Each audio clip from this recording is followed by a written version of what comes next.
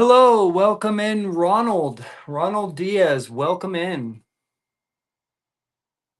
Oh, babe. Excuse me 1 second.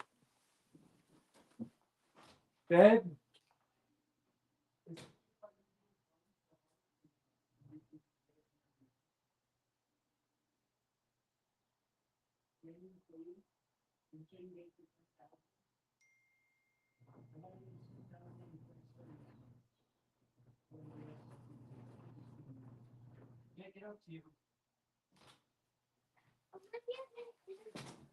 Oh, sorry, honey. What's going on, everybody? Welcome in. Thank you for being here. We are streaming live on TikTok. We are streaming live on YouTube, Facebook, and X. Thank you for being here. I am your host, Vince with Truckers Unite Now. Also, check out Facebook, Trucking the USA Today. And we are part of an organization called WeTheTruckers.com. Go check it out. If you have not seen it yet, I highly suggest that you go check out WeTheTruckers.com. Again, on YouTube, X, and Facebook, we are also streaming live on TikTok. And on TikTok, we are streaming live on Facebook, X, and Facebook. Thank you, everybody, for being here. I really appreciate you. Go check out WeTheTruckers.com. There is a lot of useful information on there. There are bills that truck drivers are trying to get passed and small carriers. Thank you so much for sharing the live, too. I'm going to do the same thing. I didn't even think about it. So give me a second here, guys, while we rock and roll and get this live started. Again, everybody, thank you so much for being here. You guys are amazing. I really appreciate you guys. Just so everybody knows that is here, as truck drivers come up, carriers, brokers, insurance people, thank you for the heart me, appreciate it. As people start coming up at Truckers Unite Now, you will never be disrespected here. You will never be insulted here. You will never be put down here. This is a safe spot for truck drivers and their families, for all American citizens, anybody, especially people involved in the trucking industry. We are a family, whether we like it or not. We might be a dysfunctional family from time to time, but we are a family. So whether you like it or not, we got to deal with each other. So when you are here, you are family, you are friends, and you will not be disrespected. Okay, we did enough sharing for now. Again, thanks everybody being here so much. Thanks for being a part of the live. I really appreciate you guys. I'm not gonna bring anybody up just yet. Charles, yeah, long time no see. Thanks for being here again, everybody. Wow, we have a ton of people on YouTube, Facebook, and X. Thank you so much, guys, for being here. So we are live on Facebook, X, YouTube. We're live on TikTok. Thank you for being here. My name is Vince with Truckers Unite Now, and we're going to get into it. First, I want to play you guys a 3-minute video from Trucking the USA Today on FB. We're going to get into it. Here we go. Hang on. Bear with me. Bear with me. Um, Here we go, guys. You're going to love this. You're going to absolutely love this. Cassidy, what's going on, brother? Thanks for being here. Appreciate you guys. And here we go. Fill the big holes in Vermont's budget. Thank you for joining us at 6. I'm Darren Parent. And I'm Kiana Burks. Kat is on assignment. Faltering gasoline tax collections are expected to leave a $33 million gap in the transportation fund. And that would cost the state another $60 million in federal matching funds. You asked us why we don't collect tolls to make up the difference. Our Calvin Cutler is live in Williston getting those answers. Calvin. Yeah, Keon and Darren, good evening. Our public roads and bridges are resources that we all share, but how we pay for them is coming up short. Now, 34 other states, including our neighbors in Massachusetts, New York, and New Hampshire, charge for tolls. So we wanted to know whether Vermont could be next. Right now, most of the money to maintain roads comes from gas taxes. But we're driving fewer miles in more efficient cars, leading to a drop in tax collections. And at the same time, the cost of repairing roads has spiked. VTrans tells us they're looking into tolls to generate more revenue. Long gone are the days when people would pay for tolls with cold, hard cash. Instead, nowadays, people are paying with electronic transponders that you can load cash onto, and then you pay when you drive through the toll, sometimes at highway speeds. Or in many places around the country, scanners simply read your plate when you pass by and send you a bill in the mail. Without any stops, I think it'd be easy. It's fast, quick, easy, no stopping. Nate Gove recently returned from a trip to Ohio, where he says electronic tolls made for smooth sailing. He says Vermont should explore a similar option. It could be a way to get visitors to foot more of the cost of maintaining the roads. I think definitely maybe coming in and out of Vermont might be good. Not necessarily like all the way up the interstate. Yeah, how feasible of an option could that be? It's a dynamic question to ask about toll booths because as a state, Vermont has not had toll booths. Windsor Senator Becca White, who serves on the legislature's transportation committee, says whether a toll is financially feasible involves a mix of factors: the cost of construction, running and maintaining them, and how many cars pass through. Another problem is that if Vermont added tolls to its federal highways, including Interstates 89 and 91, it would lose federal funding for those. 20 more seconds. Raising the question of whether tolls are worth the price. If we lost federal funds, does the cost per vehicle and then the revenue gained from that offset the loss in federal funds? So would we have more and consistent revenue from that source? And I'm not sure we would. We don't know a timeline from VTrans on when we'll get findings of their current study of the toll booth question. Okay, I've had enough. How about you guys? What do you think? Dr. Phil, welcome in, man. How are you? What's up, buddy? Just doing our thing, man. Just another day in paradise. How are I know. you? The last time I saw you, you were running around at MATTS. I tried to wave you down and you didn't even see me. You were running around living your best life. Oh, dude, there wasn't enough time in the day for me there, man. That was like Disneyland for me. Yeah. It's something. I've been going to it for years. So I've been there with my dad, been there as a driver, been there as a vendor, been there as a carrier. This year was my second time as media, and it's an experience. That's awesome, man. Yeah, I think you're the only one I didn't get an interview from. Everybody, I literally Flag you down. ah. I'm like, man, you were a man on a mission. Yep, yep. Well, it's my first time there too, so I didn't really know what to expect or what to do, or it's my first time there. So I wouldn't have stopped. In your defense, I wouldn't have stopped for me either. what are we gonna do? What are we gonna do? We love your work, man. So what do you think about all these tolls, man? What do you think? Oh man, we're jumping right into it. Yeah. I think totally BS. I think that they need to start hitting the four-wheelers before coming back to the well for the drivers and the truckers. Yeah. But if you're gonna have a toll at all, I better start seeing potholes. I think I covered a story in New York not that long ago. I think it was maybe 2 weeks ago. 175,000 potholes. Dude. And one girl actually had the audacity to say that she knew where every one of them was, and I'm like, well, hopefully she knows where all those non-domiciled CDLs are then too. Yeah, right. No, it's true, man. It's like drivers, OTR drivers, we literally do know where every pothole is, especially the worst ones. Like Kingman, Arizona, it's like you can't win. You're not supposed to be in the left lane. You have to stay in the right lane, but the right lane is shit, right? And it's like literally 5 miles will throw your truck. You'll need an alignment. You'll need a $500 alignment one time.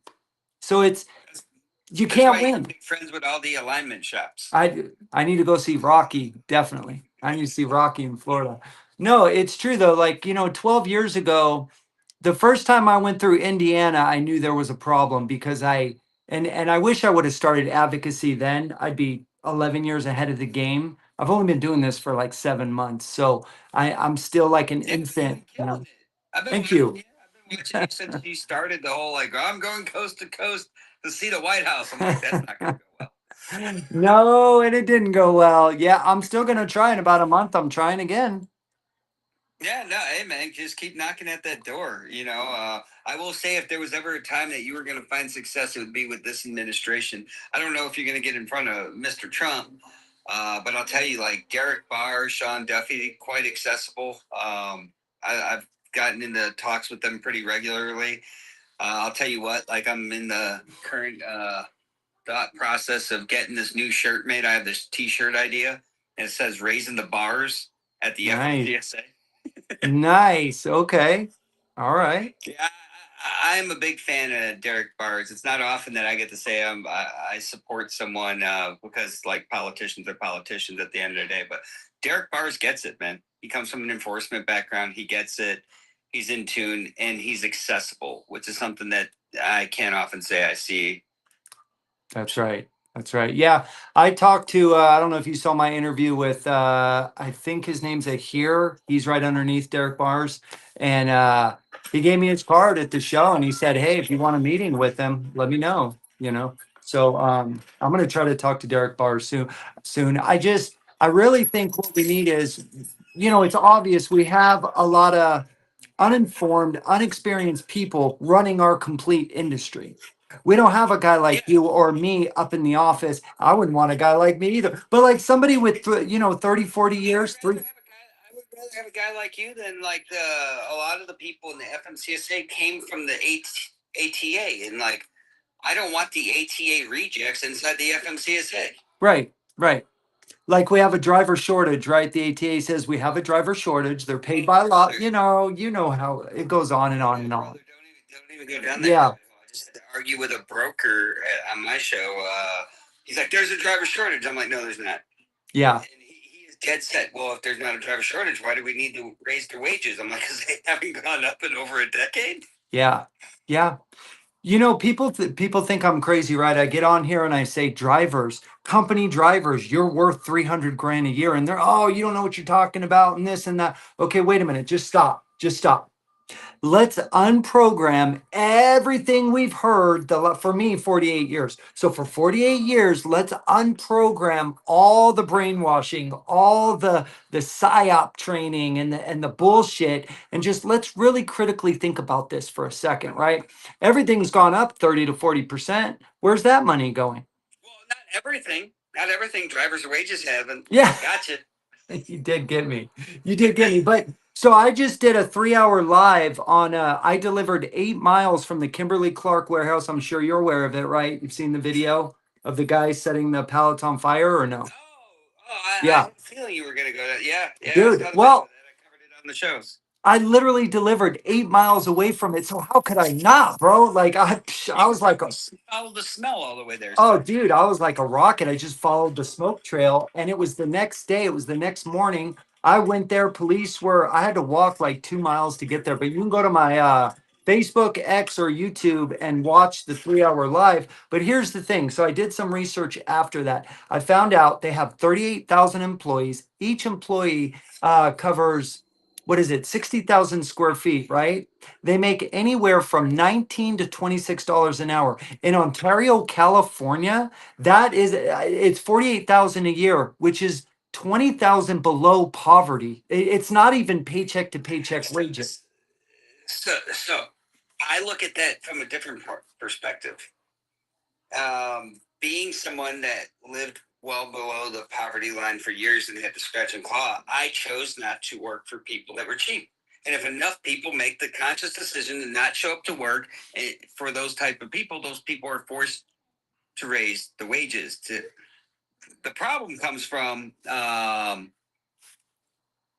you can't take that kind of vigilante justice. Oh, I agree. Because he wound up making the decision for everyone else in that facility. And now there might be someone that might have been like, hey, that's not enough money, but it was more money than zero.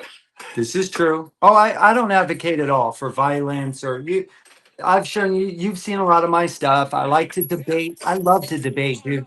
You know, I love to debate. I love yeah. to argue. I built my platform off being the punchy person, telling people what they need to hear versus what they want to hear. Right. But destruction of property is still destruction of property at the most fundamental level. And someone going in, what was crazy to me is how messed up in your head you have to be to do that while you're TikToking.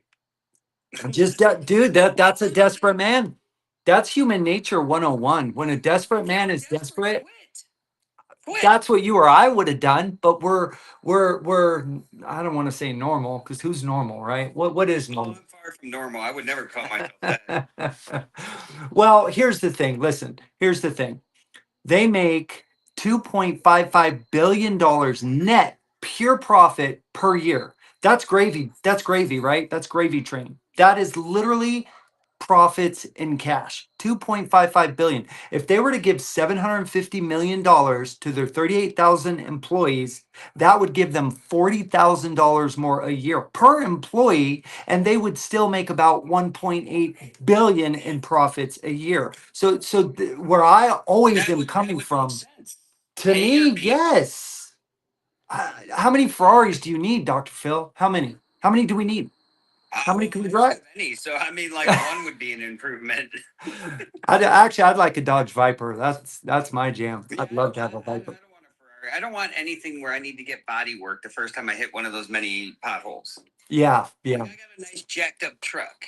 There we I go. got semi truck fever. I sat high enough for so long that I like sitting high in my pickup truck to the point where I need a rope and a step stool to let my wife in. Yeah, yeah. I'm honored that you're here, man. Thanks so much for coming up. This is like, A you know, little birdie told me you were going to be going live, and I'm like, you know what? I have a little time. I'm sitting here on my patio watching my burn bin burn, and I was like, I'm gonna hop in and talk. that's awesome, man. I appreciate it. Yeah. I look up to guys like you, man. I'm trying. I'm building slowly, just we need more voices out there like us. Like your type We of. need the right. I don't know if we need more. We need the right voices. Um, we're plagued with a problem in the world, not even the industry, but everyone wants to be a self-proclaimed expert. Very few people actually have the sweat equity to actually put that title next to their name. I don't consider myself an expert at shit. I have a lot of lived experiences. I've been around the world a couple times, and I've done just about every job except brokerage. I wanted to look in the mirror and like myself, so I stayed out of brokerage. But there's a lot of opinions out there. That's the problem. Everyone can go into a TikTok chat. Everyone can go into X. Everyone can share their opinion, and they have the right to. But not every opinion has the same merit. Right. Dr. Phil, have you met Sean yet? I have not met Sean, but I do know George. Okay. Sean, Dr. Phil, Sean. Yeah, go ahead, Sean. Nice to meet you there. So, Nice to meet you, Sean. So how long you been a driver for? I know you're sitting there talking. I did it for 8 years, but I'm second generation. Second generation. What do you seen that's in the change in the time that you've been out on the road to now?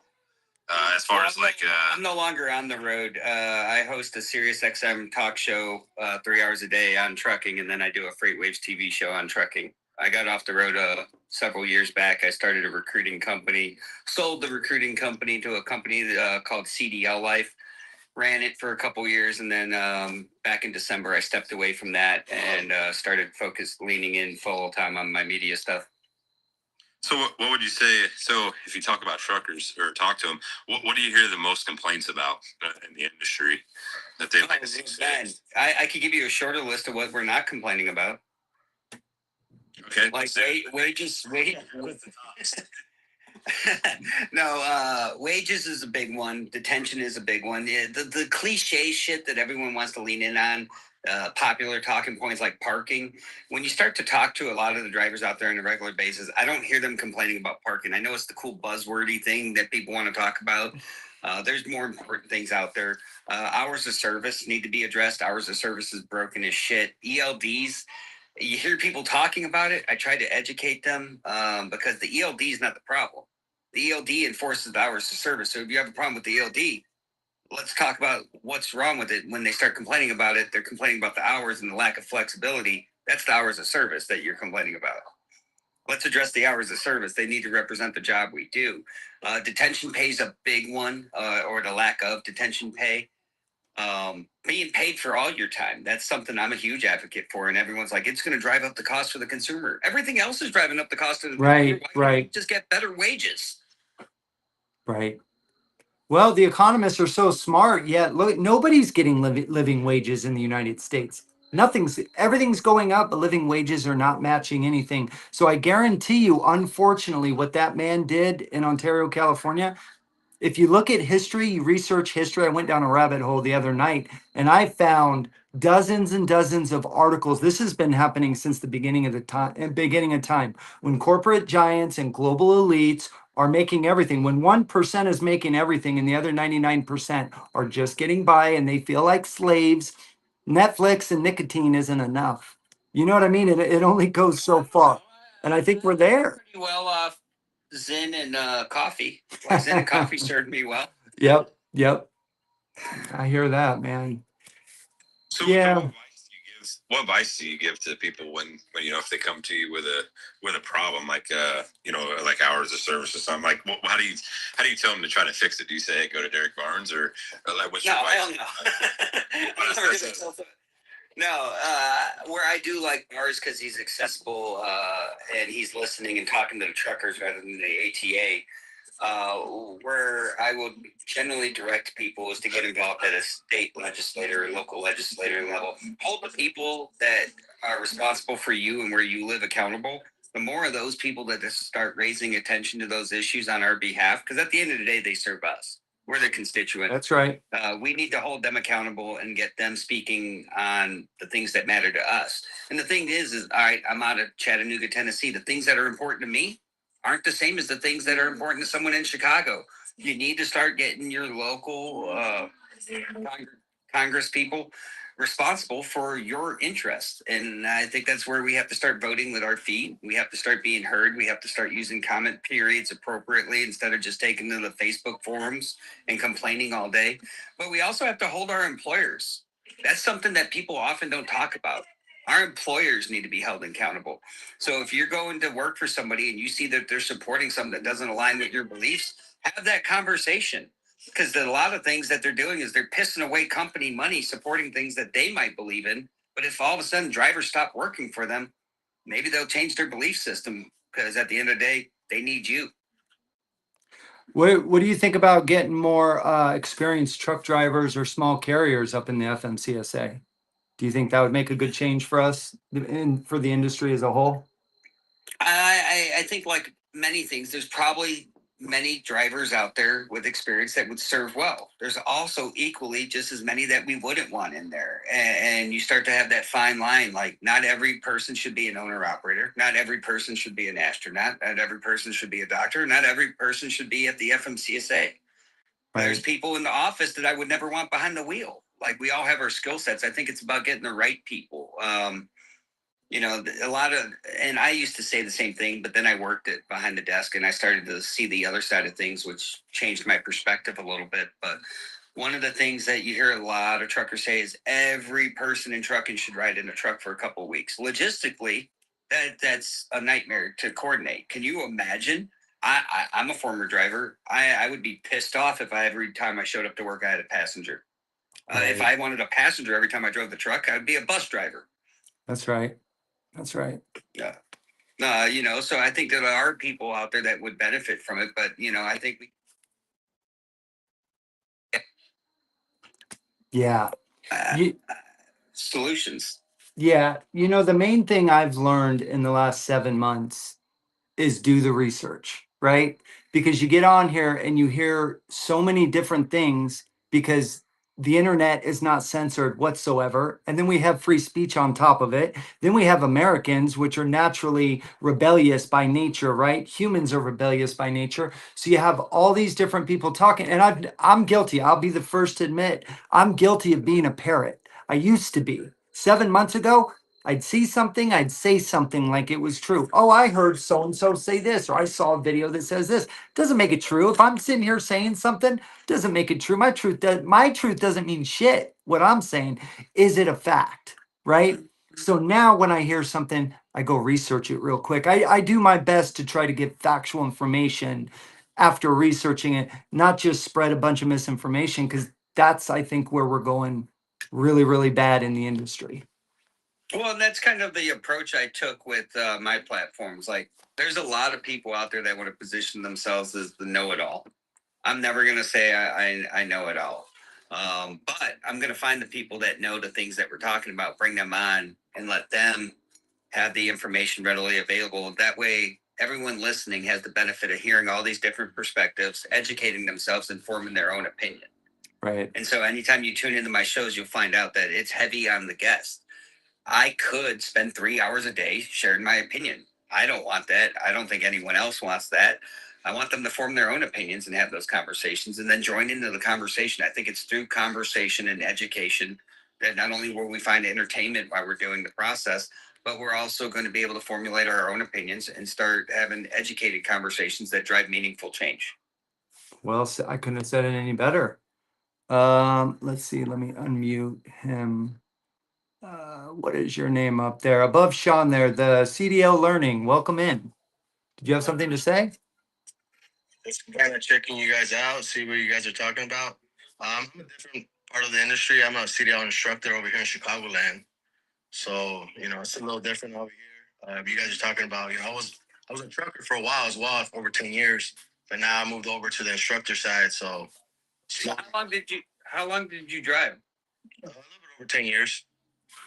All right. That's more than a lot of the people out there teaching them nowadays. Yeah, this motor operator.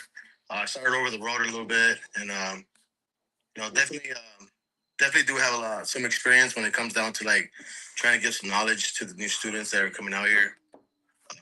But I switched over to the school side, which is a little bit different for sure.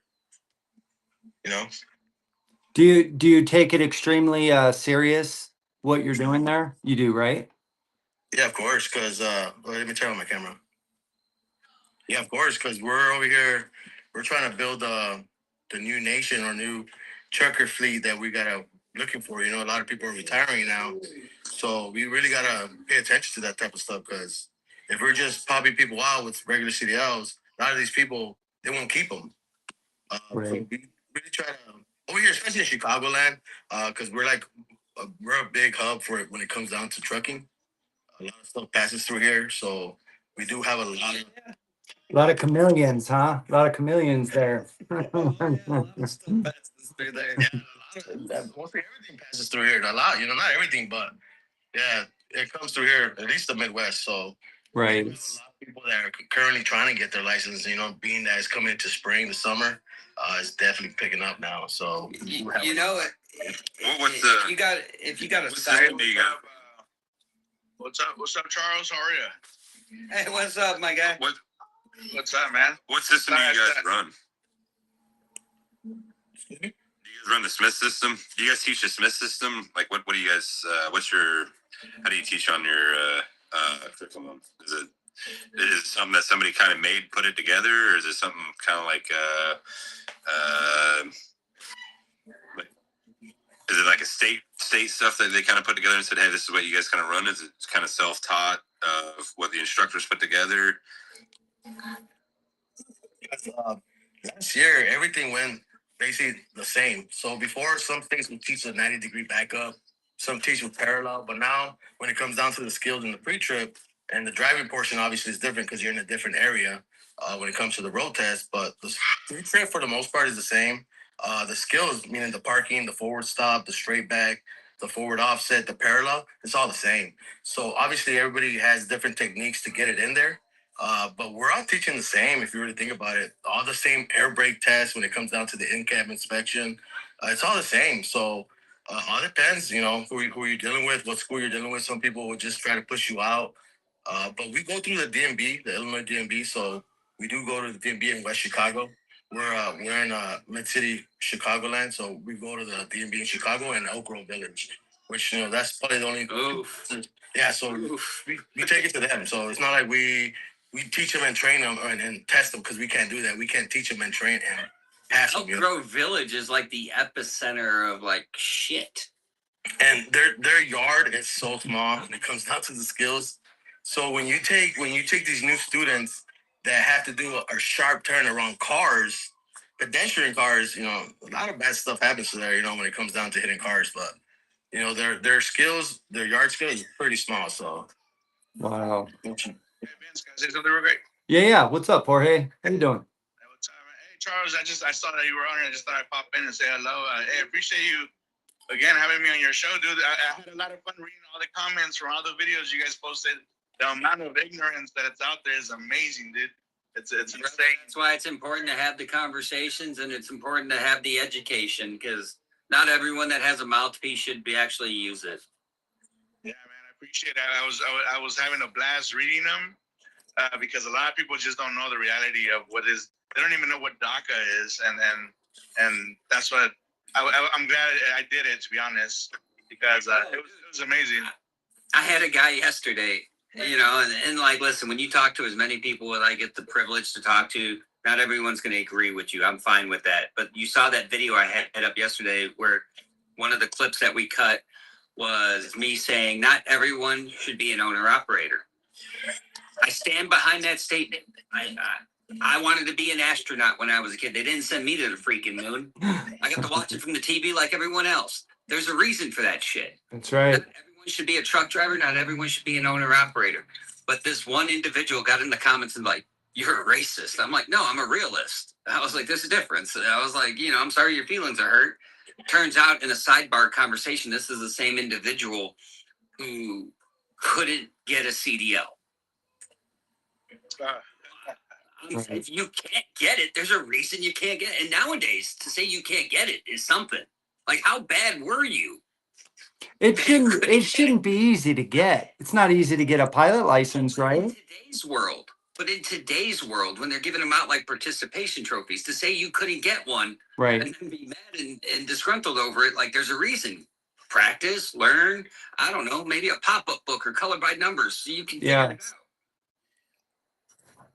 And I do see some people that get their license, and I'm like, golly, how did you get your license? Especially when it comes down to like the pre-trip. The pre-trip is probably the hardest because a lot of these guys and girls, women, they're going for automatics. Not a lot of them are going for the manual. Manuals are a little bit more different type of trucker. You gotta understand the motor.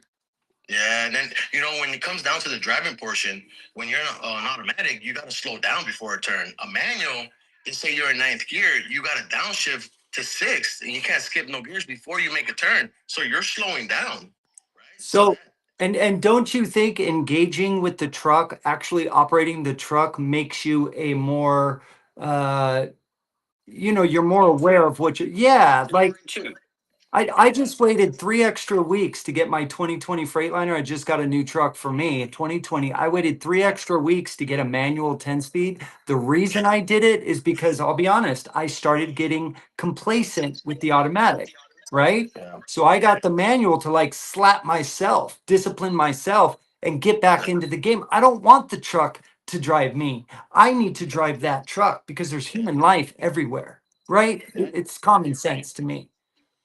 You see the difference in an automatic driver and a manual driver. They're all just trying to better their lives. That's how I see it. They're Right. trying to be a trucker. They're tired of the 9 to 5. 9 to 5, you can still be in a truck in the street 9 to 5. But they're trying to better their lives. A lot of these people, they're in bad situations. They're just trying to make more money, and I get it. Yeah, sure. It goes down to what Dr. Phil said. Not everybody should be an owner operator, man. I always tell these students when they say I want to be an owner operator, I always ask them, so how well do you take care of your car now? Are you good at taking care of your car? Like, how is your car, man? You maintenance it right? You check it out all the time? That's what you got to really understand. If you can't take care of your car, how are you going to be an owner operator, man? Right. See, I'm glad you said that because anyone that's watched my stuff on the freight wage side on Brake Check, we've really been focused on that because it's two different audiences. So the conversation's dramatically different. Yeah. In Sirius, I'm talking to a bunch of truckers. We're having a very real conversation. Brake Check, it's about connecting the trucker's perspective to the executive level. So I've really taken the mantle to the companies that make it too easy. In order to be an owner operator, you have to be able to sustain the maintenance that happens. That means if you bought that truck today and you drove it off that lot and you got a flat tire, what are you going to do? And if your answer is I'm running to mommy or daddy at XYZ carriers to pay for my tire, you shouldn't be an owner operator. Go back, be a company driver. It's okay to be a company driver. I was a company driver my entire driving career. I'm okay with that. My dad was an owner operator. I did not want to do an owner operator. At that point in my life, I did not have enough money saved up and food on the table for my family. I had to choose one or the other. So I chose to be a company driver. But I've watched my dad do it. I've watched many drivers do it. I was raised by a bunch of old school truckers. You have money saved up in a maintenance account for when something goes wrong. Before you even buy that truck, you should have a maintenance account set up. So we're educating people on that. And one of the things I've gone after is the lease purchase programs that say no money down. I'm sorry, no money down. You got no skin in the game. No maintenance. What? Thank you, got no Phil. skin in the game. From You all are of a us. glorified company driver. Thank you for that. Saving lives. You might not think it, but you know how big of a ripple effect one person can have by stopping these kinds of things. This is life we're talking about. This isn't a game. We all smile and laugh, but it's not a game, is it? It's not a game out there on the road. No. It's not a joke, you know? Well, and the cool thing is to see it all come full circle. So Thursday I have a company wanted to, they've asked to come on. Hey, I'll let anyone come on and say their piece. I don't think it's going to be received the way that they think it's going to be, but Hurricane Express wants to come on and explain their program. Oh boy. Are you guys going to allow it or no? Oh yeah. Wow. Okay. You want to come on and tell me why, giving someone no skin in the game, a shiny truck, why all the chicken lights and chrome is needed for someone's first truck with no skin in the game? Like, I want to hear it. I want other people to hear it. And the reason is we had a carrier come on. They came on the Sirius XM side maybe 4 or 5 months ago. It was Stevens Transport. And there was a lot of lessons learned in that conversation. The Stevens Transport wanted to come on and brag about their training program. And I told them it was a bad idea. They take drivers with no experience, get them a CDL, and then after 6 months on the road, they can apply to be a trainer. Mm. You haven't even driven it all 4 seasons, and you are training someone, which is ludicrous to me. Right. What was crazy about it is all the drivers started rallying to the conversation. I mean, they got their asses ripped for like a week straight. But through some investigation, we found out that they are actually far above the industry average in safety. So you got to give credit to where credit's due. I learned something in that. As much as I was dogging them for their training program, you got to give credit to that training program that you can bring that many people and meet in the seat, and you can still have an above average safety score. And that right there is why I do my best to not argue with people, to listen, right? Not interrupt, not get angry, not get mad, just really debate. Because, you know, people think a lot of the time they go off emotions and they think they know everything and they know a lot, but you'd be surprised what you can listen when you just stop for a second and listen. You can learn a lot from other people. There might be an angle you haven't looked at yet, right? So it's important we have these conversations. I have to head out, so I just wanted to say hello and let me know when you want to do it again, Charles. I'll gladly be on that show again together. Brother, we will run it back anytime, my guy. All right, guys. You're awesome, Jorge. Hey, Charles. Yeah. If you're gonna have Hurricane Express on your show, I'm gonna enlighten you on something that I seen on TikTok. Yeah. Okay. They came out with a video on TikTok in rebuttal to all the stuff going on with Patrick, and they're guaranteeing $2,000 a week for life. I saw that actually. $2,000. That's a ballsy promise. And Yeah. what happens when you don't meet all their requirements? Because from what I understand, if you don't get 8 miles to the gallon, say you get 7.5, okay, your paycheck dropped to $1,500. They take $100 for every 1/10 of a mile you get under 8 miles to the gallon.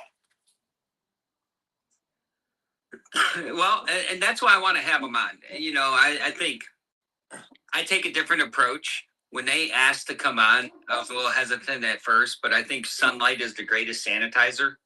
So I think the more we can have these conversations, the more they can come out there and say their piece, and then you and I can hop in something like this and discuss those things. You didn't have You got more. ego too? You know, based on current events, I'm not sure that there's anyone to email over there because they blocked all the tagging on all platforms. And another thing is too, I don't know if they still do it, but many years ago, I was going to try to go to work for Hurricane Express, but they had like a $200 application fee that was non-refundable. Oh, nothing Wow. screws we want drivers like making you pay to apply. Well, you know, when you have to sign a 5-page, you know, all fine print document, there might be something shady going on. Read your contracts. It's that simple. So actually, I'm glad you went there because that is another thing. I think accountability is important. So I don't know how many people are listening to this right now, but we have to have an accountability check. And as much as we want accountability on the carrier side, it also is owned on our own. It's the first thing you do as a business owner to make yourself a trucking company is buy a piece of equipment, and you choose an equipment deal that has no skin in the game. You have a lease deal that you're signing that you didn't have a lawyer read over because you wanted to save the money. You had a profit plan in place that an accountant didn't have any say in. Is that truly going in the business? Is that the freedom that we all hear about? Because that seems like stupid to me. Like I started a business. I not only started a business, I sold the business. So that makes it successful. I made a buttload of money off selling something I built for 2 years. That's what it's all about. Research. Well, I did my research. I didn't just go in and like, well, here's an LLC. Oh, well, I guess I'm going to price it this because that's what my gut's telling me. Like, no, I did my research. I knew how the business worked before I opened up a recruiting company because I became a recruiter. I understood the ins and outs, and I don't understand how people can't share some of that accountability. So as much as I want to hold those predatory lease companies accountable, I also want people to take themselves and hold themselves accountable, because if you're going to enter into a business deal and the first deal you enter into is a bad one, you got to own that. And then you see what's happening over here in Chicago with the Super Eagle Holdings. They were giving these rate comms way under what they were getting paid. And this is like a company that's getting sued by their drivers. And so and there are a lot of them are owner operators that are suing this company. We're looking at 112 drivers that are suing the Super Eagle Holdings. So the guy that did the investigation there, he's on my Sirius show every Thursday. We do a segment called Freight Forensics. His name is Rob Carpenter. He goes by the handle The White Smoke. He's a former driver as well. Turned into a safety expert, got all the certifications. He's an expert witness in court all the time. He was actually on that 60-minute show. He was the little guy with the glasses. Really smart dude. Really good at his job, really good at digging into things. He turned around and looked into this stuff. He's been building this file on them for over a year. Wow. Now, You know, what you saw for 15 minutes was a year's worth of cumulative work. I mean, they did say that they got sued last year or something like that. I saw it briefly on the news. So, it's funny because I saw it on the news this afternoon, and then I was driving to go get something at Walmart, and I saw one of their trailers getting pulled by an owner operator. It's just so. wow. No, but it just goes back to what you're saying, Dr. Phil. Like these leasing companies that would just give somebody an owner operator opportunity, they should treat it like a promotion. Be a company driver. If you could prove yourself that you can maintenance the truck, take care of the truck, be on time, represent the company, then offer the promotion of being an owner operator. Because that is a big promotion if you really think about company driver to be an owner operator. It's a big promotion, man. You're talking about triple the money. And that's not even if you're a lease to a company. If you're your own authority, you're already getting away with the commission, you all your own stuff. So it just depends. Owner operator is probably the top of the CDL community, especially if you start doing oversized loads and stuff like that. Then you didn't come out the womb a business owner, a professional trucker? Like, why not? I got my citizenship and my driver's license in the U.S. yesterday. I can get my CDL today, and I can be an owner operator tomorrow. And that's the problem, Phil. That's the problem. I wouldn't have said this 7 months ago, but it really is the man in the mirror. You know what I mean? This entire industry, it's us that allowed it to get this bad. We just want to drive and I'll just speak for me because I can only speak for myself. I just want to drive and be a hard worker, be a good driver, and I want all the money to come to me, right? Without doing any research, without learning business skills, right? That's where I used to be. But I learned, how are you going to get to the next level unless you do the research, educate yourself, budget well, talk to people that are better than you at this, talk to smarter people than you, read your contracts, negotiate, network. That's why I came to MATTS. I can't believe this is my first year. I feel so bad about, I mean, I've been in this 12 years and this is my first year going to MATTS. And I can't believe the networking, Phil. The networking at the Mid American Truck Show is insane. It's mine, you know what? It's amazing. So it's really us. We have to do the hard work. If we want to lock down this industry, we have got to do the hard work. And it is hard. On top of the 70 hours a week driving, we've got to do the hard work to take back our industry and to be better business owners, drivers, whatever we choose to do. That's just where it's at. You know? What do you think, Neil? Yes, did I hear somebody a while ago say become an owner operator and make 3 times the money as a company driver? You Is did. that what I heard, brother? You did. Uh-huh. Wow. For me, it's about 40 extra. Hey, hon, how you doing? Yeah. You might make You know, you own an operator and still get $2 a mile. Think about it, man. money and pay taxes on 3 times the money. You might make 3 times the money and pay the taxes on 3 times the money, but you're not clearing over 3 times the money as a company driver to an owner operator, bro. But you got 100% of the responsibility and liability. Exactly, 100%. Nine. Depends on how you are, man. I got a buddy that he's an owner operator, owner authority. He gets his own loads, does his own fracturing, and he definitely does more than take home 3 times the money for sure. Yeah, Wow. you know what? For the last 4 years, that's been a Stayed on the road really rough road, a month brother. and a half. I've been out there. I am an owner operator. I own a truck right now and a trailer. I'm 50-50 partners in authority, and for the last 4 years, that's been a real rough road to be in. What do you drive though? Do you drive dry van, reefer? I do. I run reefer. Yeah, see, my boy does step deck. So he does oversized loads. We got flat. We run flatbed too. We got an extendable stretch deck. Extends out to 70 foot. We run oversized. Done it all, brother. Where you based at? We're based out of Dallas, Texas. Now, so That matters, man. Believe it or not, that matters where you're at. You know. knowing areas, locations, where to put your truck and where to be is what matters most of all of anything. And I'll go back to what What great is. I run with Pickup Arkansas. But Let's get a. it's been rough, man. It's been rough. The process. every owner, even company driver, companies, it's been rough, man. But you know, there's some people making money though. There's people out there making money right now. So it's just like I said, the guy I know, he's out there a month and a half, 2 months at a time. He lives in his truck. He took his passenger seat out and put a desk on there, and he's little mini condo in New York in there. So you know, he's out there, he's grinding, getting his own loads, and I mean that's a big difference. Instead of having somebody dictate where you're going next, you know, you choose what you go. Right, let's take this into consideration. People running like that month, 2 months, 3 months at a time out on the road.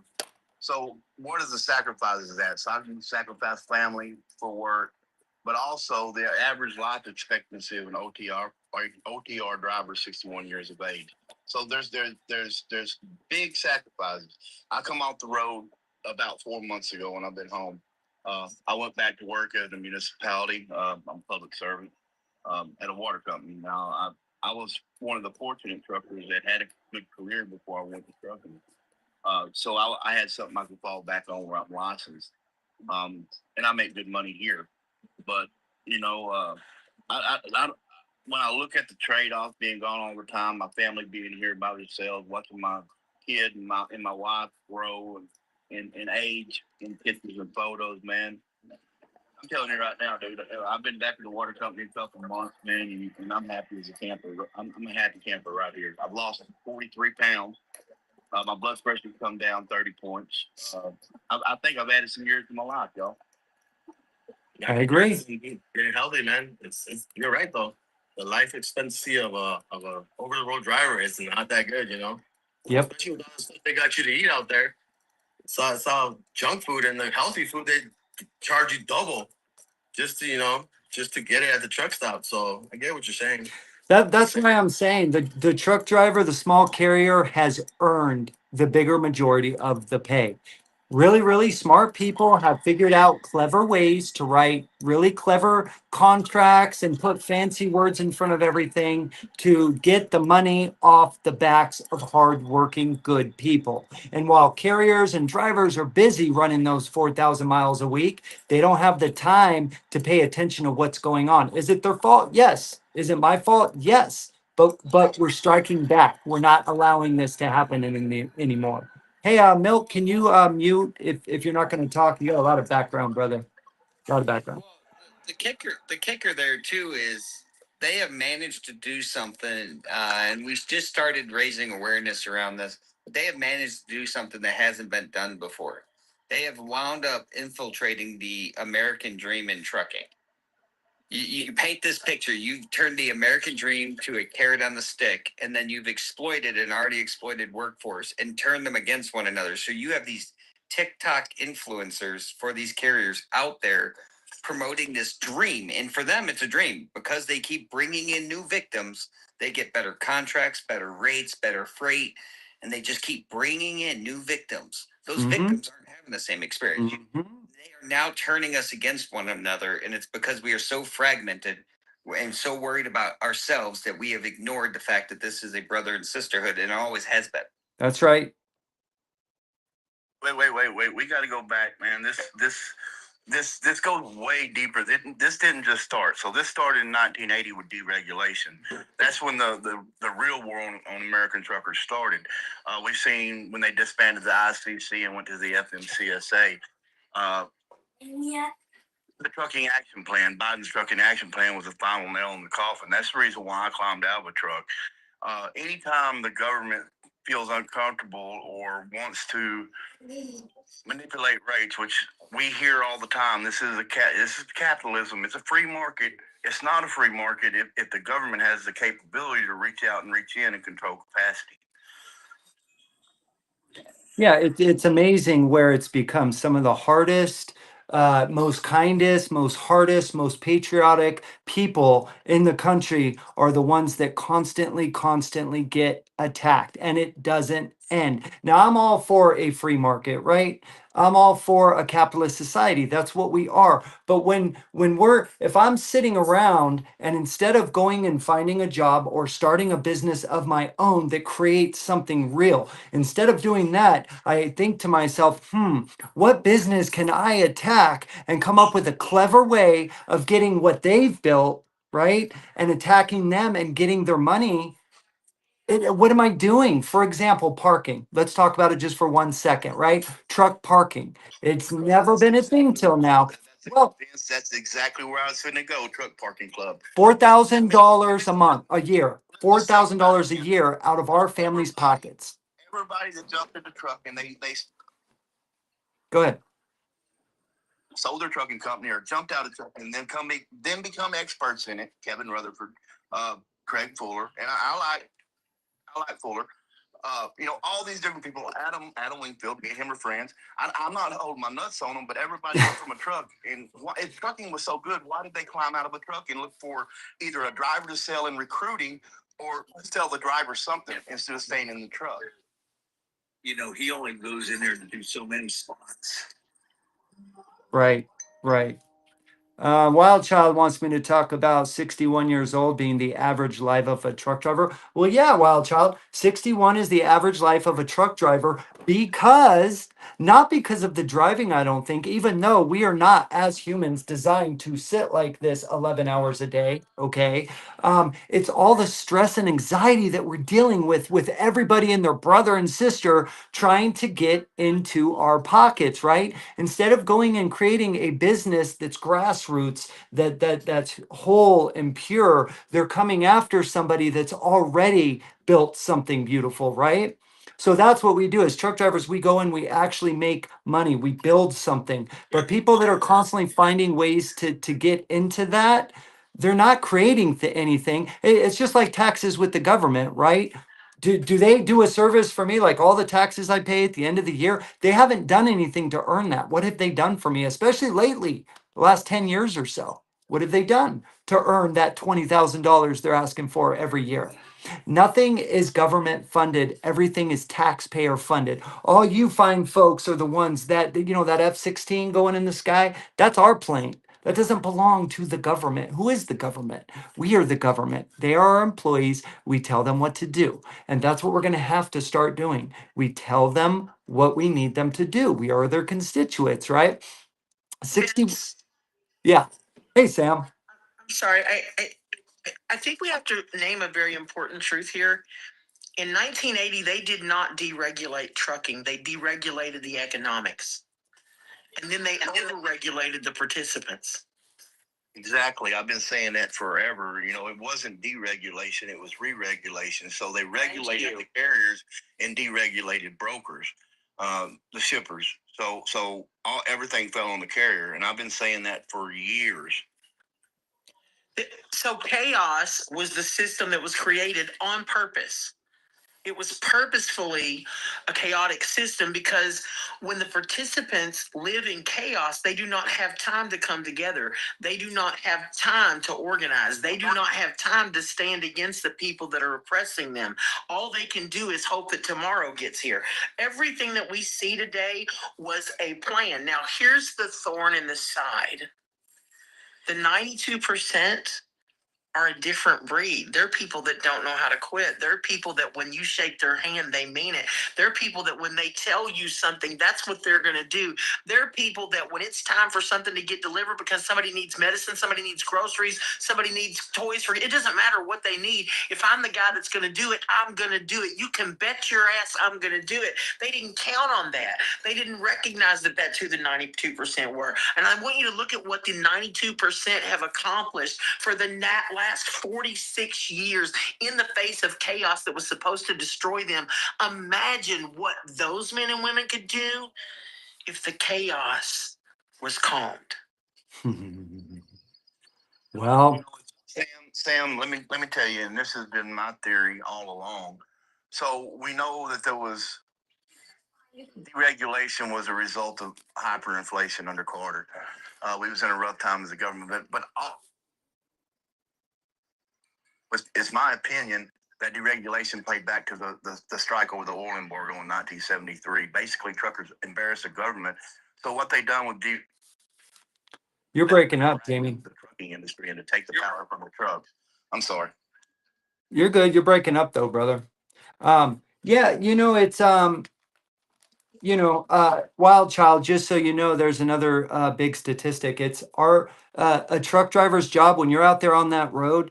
It's seven times more dangerous than law enforcement, right? And the reason I keep bringing this up is because people wonder why the average lifespan is 61. It's because of all the anxiety and the cortisol. You got a clock telling you what to do. You got DOT officers. What do I have an oil leak? Yes, I did my pre-trip, but things happen. And did a light go out 2 hours ago? You got traffic, you got weather, you got, the shipper and the receiver on your back. You got everybody trying to get into your pocket, and you're trying to support your family, and you're trying to get good home time to make all of them happy. And it's at the end of the day, it's too much.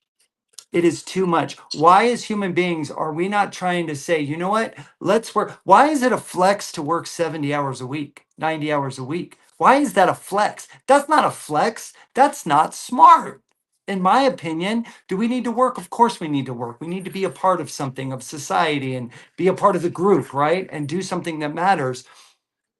But 70 hours a week and we're living paycheck to paycheck, there's something wrong there. The economists are not as smart as they are, because look at the mess that we're all in. Look at the mess that we're in. Die Hard, welcome in, brother. You didn't get in last time, so what's going on, man? How are you? Either that or, this was all designed to do exactly what it's doing. Isn't it a beautiful system? When I went to Turn it right on its head, as much as we see all of it as a failure of the system, in their eyes, it may not be a failure.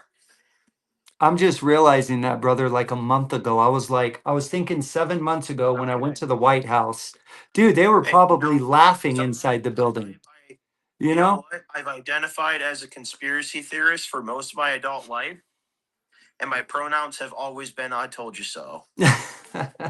Okay? It's good. Good. What's the difference between conspiracy theory and factual evidence? At the current rate of things, it's anywhere from 3 to 6 months. Exactly. Exactly. So we have to realize that we have to think about things in a greater strategic level. We have to look at it as that we have an infrastructure that we know there's corporate socialism going on within our government between the corporations that are here and corporations that are also outside the United States and at an international level at play. Yeah. We have to realize the game of chess that's being played against us. Right. And what it really, a lot of it boils down to, it's not just it's not just their fault for being the oppressors. This is also a systematic problem of that it was also designed to keep us ignorant. Once we realize that, we have to then tune out of that acquiescent mindset and look at what we can do to educate ourselves to alter the infrastructures at play to work for our benefit. I fully agree. Look, y'all, and I know you felt it just like I felt it. I've been sitting in a seat for 10 years. I've been driving a truck for a decade. Okay, 7 years of that been as an independent owner operator and a carrier. 4 years as a carrier, 3 years I was completely independent. So I only went to work for a mega carrier long enough or a big carrier to get where I needed to be to open other doors. But 70 hours a week won't touch what we work, brother. I mean, anybody that's out there doing it knows you're working a hell of a lot more than 70 hours a week. Oh yeah. And I can tell you firsthand, man, I've always worked hard jobs, construction, you know what I mean? But trucking is hands down the most physically strenuous on your body and emotionally strenuous job I've ever had, dude. Plain and simple. You know, it's you brought up the thing about the police and cops, and it doesn't matter. You cannot compare a truck driver to any other job out there. A cop isn't regulated like we are on hours. They can run doubles. They get paid overtime. They get time and a half for holidays. Nurses are the same way. The guy at 7-Eleven, for Christ's sake, he gets overtime if he works over 40 hours a week. We work 70 hours a week, 100 hours a week, and what do we get? Shit. We get Right. nothing. And it aggravates the crap out of me when everybody, a cop makes less money than you do. Well, Yeah. bullshit. We're working double. We make decent money because we're working 70 hours. Or the guy out there that says, "Oh, you make enough money at $62,000 a year." Yeah. Well, you get your ass out from behind that counter at fucking 7-Eleven and come out here and drive a truck and tell me if you think $62,000 a year is enough. Right. Or better yet, climb your ass out from behind that broker desk and get out here and do it yourself, and then tell us how we're not worth what we're trying to get on the lows. Oh, you're only worth $1.38 a mile. Hey, you know what? Thank you, Jamie. You know what? It's like I said earlier. Kimberly Clark, the Kimberly Clarkson warehouse, right? They have 38,000 employees. They make $2.55 billion net. That is net per year, right? 2.55 in their hands. They could easily give 750 million to those 38,000 employees and give them just enough to actually live paycheck to paycheck in Ontario, California. California being one of the highest states to live per the United States, right? They could do that if they wanted, but they don't. Every employee is 20,000 under what the average is just to survive. I'm not even talking going on vacation, having Netflix. I'm not talking about any of that. Just to survive and breathe. But they don't do it. Is 1.7 billion not enough? How is that not enough? I don't get it. Because they know they can push us to the edge with these things to then further justify their actions that will come as a result of those intense actions, which there is a justifiable side to what they've done to retaliate, but they've only furthered their demise because now they're going to be pushed towards autonomy even more in those settings. Right. Right. The thing is if you look at other industries, right? How many other industries that's paying 7 times the taxes? Like if we're gonna compare, how many people have to pay to go to work, to make money? You look at these toll roads that's you got to pay to go across them, or you go around them, and you're still gonna pay because you're gonna pay for the extra fuel. You're gonna look at the incident rates that you're gonna have by taking these back roads. Tell me what other industry that's actually having to do that stuff, and we'll settle with it, But I guarantee you, there's not one. There ain't no doctors that are having to pay to go to work. They just need their tools and they go to work and they complete it. So I think there's a lot of change that we need to do. And to me, I keep saying truckers, if you got 5 pockets, your your pant pockets, your back pockets, and your shirt pocket, there's somebody reaching in it to get that money out of it. Whether it be the mechanic, the whole industry. It's right. Not. It's designed to be stacked against us. Factoring brokers, the mechanics, the parts. I mean, we could sit here all the. Yeah, I mean, it also be a trucker, and people say, "Oh, right. Well, you make a lot of money." No, you don't. Last year and the year before last, I pay because I take a driver's pay, which is 25%. But as a company with 2 drivers, 2 trucks running, we only turned about 3% profit. Right. Companies operate on a 3% profit anyway. Well, that's the company. That's not including the 25% I made in the 20. Y'all, I was in the industry for 34 years, and I think we missed a great opportunity during COVID. My wife and I were in Denver with a load of boats, and we were in a hotel, and we're from Florida, and we walked into a Target, and there was like hardly anything on the shelves because it was like the very first early thing about it. And I remember looking out of the hotel room there at the shopping center where the Bass Pro is, and saying, this would be a good time for us to say, nah, we're not going to be there for y'all because y'all haven't been there for us. And really, we could have got what we wanted. We could have. And when I bring this up to other people who just got in the last couple of years, a lot of them did. Hey, brother. Yeah, but it had COVID under a reefer. We run COVID exempt. But we had listen, brother. Yeah. We made 1.8 million with 3 to 4 trucks. 1.8 million gross profit in 2021 with 3 to 4 trucks. And I get that. Getting paid. I get that, but until what? Until the trucking action plan hit. But here's the thing. They funneled all these people in and collapsed their rates. That was government manipulation and free market. It's not free. It's freely manipulated. We had more unity in the 90s than we do now. So where do you think it went, Matthew? What do you think happened there? Do you think that smarter people designed it for us to be divided? Do you think that's a real thing? I think when ELDs came in and the driver-facing cameras came in, when that started inching its way in, that's where the trust went away. Right there. They no longer trusted us as drivers driving, millions of dollars of equipment. I did heavy haul on my own with 17 trucks for 20 years. You're going down the road with $8, $9, $10 million worth of freight. Okay. That's some trust. Yeah. That's a lot of trust. That's responsibility. Yeah. I didn't have a Qualcomm in my truck until I was at Mercer. And they said, hey, you want to do this, you got to, but it was still costing us money.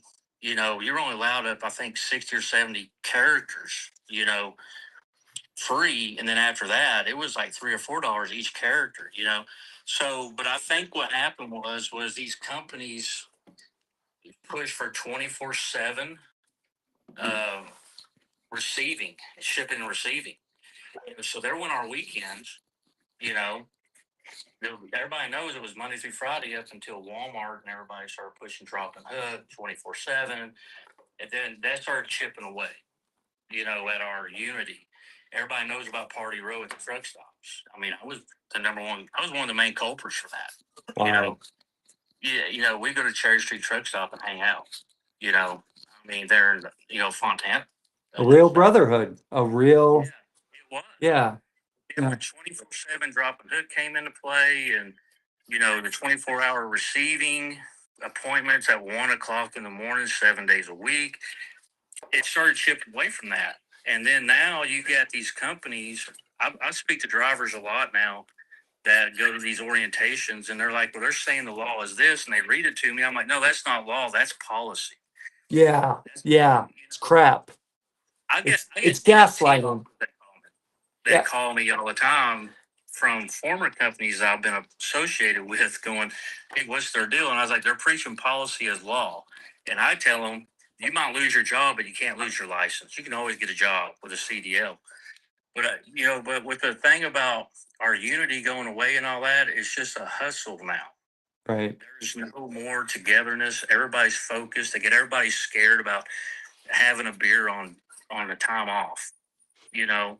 Everybody's so job scared now.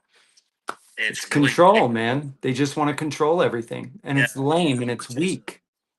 I think you might remember my Uncle Don Lacey. He was a great safety director. He 50 plus years. And he and I were always talking about this, and he was at prime for his last 25. And I know if he was alive today, he'd be rolling over. He's probably rolling over his grave for what they've done. They put driver-facing cameras in. Steve Fields took over when he left. Safety features, stuff my uncle didn't want, because he always told Robert Lowe. He always told him, if you don't trust the driver, then don't hire the driver. That's right. Yep. It's a big trust thing now. You got drivers fighting with their own fellow drivers in their own company. You got so many snitches out. Don't get me started on that, but they're always thinking they can get ahead by snitching on somebody. You know what, Matthew? I hear everything that you're saying, and this is exactly why and how I personally got started. This is how Sean got started, because this is how we, the truckers, Jane over here at 3J Trucking, they have the WeTheTruckers.com with a bunch of trucking advocates on there, because we're trying to bring back everything that you're saying right now. Most of us crave that. Out of the 4 million truck drivers that are in America, 2 million of them are like you and I. And we want that back. Everything you experienced back then, we crave that. I crave that big time. I want that because it's boring out there, not talking to anybody, everybody, in their phones. It's bullshit. It's very boring. And yeah, it's pretty. I retired May 3rd, March 3rd. I did. I retired because the guy who taught me when I was 18 years old in Florida, I was in Florida for a farm. We were hauling produce and wood crates on 45-foot air ride trailers on flatbed spring ride trailers, because we didn't really have air ride really available. And he said, Matt, I'm going to tell you, when the job does not feel fun anymore and it starts feeling like a job, it's time to get out. And I reached that a few weeks ago. I mean, I left the truck in Ontario, California at the Petro, got on the plane, flew home. I was home before they even got in the office. Wow. This was my second job as a company driver. I mean, I sold out everything. I got tired of the insurances going up all the time. I don't blame you. A man can only take so much. Insurance is like the biggest con in the trucking. I'm going to tell you that right now. It is. It's a scam. Yeah. I always tell all these drivers still to this day, you're one accident away from closing your doors because of the nuclear verdict. You are. And that's what's shame. That's another thing that's got me.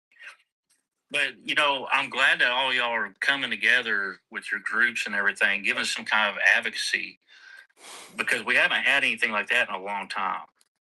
And we're trying. Everything that deals with transportation and the industry, like the airlines, the maritime, the rail, they have oversight. Sure. I mean, always. FAA, FRA. Yeah, We Yeah. really don't. It's like the Wild West. That's why we need, brother, we need you up in the FMCSA. Everybody that wants to vote Matthew in, head director, Derek Bars, you got to go underneath Matthew here. Matthew's coming in. I would go in with an iron fist. I would Good. say, hey, motherfuckers, we're done. We're not moving another damn tire. See, that's what I need. That's what I need as a man that I still got 15, 20 years to go. You know what I'm saying? My kids are still little. What would be the first thing you'd get in? Brother, the first thing you would fix? First thing I would say, One of my determining factors automation of truck is autonomy, brother. Yeah. you know, the United States has a very good high supply and demand and a means for trucking. But I really don't think that they understand how it all works. What 60 Minutes did last night kind of opened up everybody's eyes, I believe. That actually how unsafe it is. Now, if they would see the other, 10, 15,000 companies, maybe, how many ever companies they said was involved like that, it would really open their eyes and they would really start paying attention. And Matthew, that doesn't even count the outside brokers and carriers and Chameleon, et cetera, that are outside of our borders, that are in Europe, Africa, all over the world.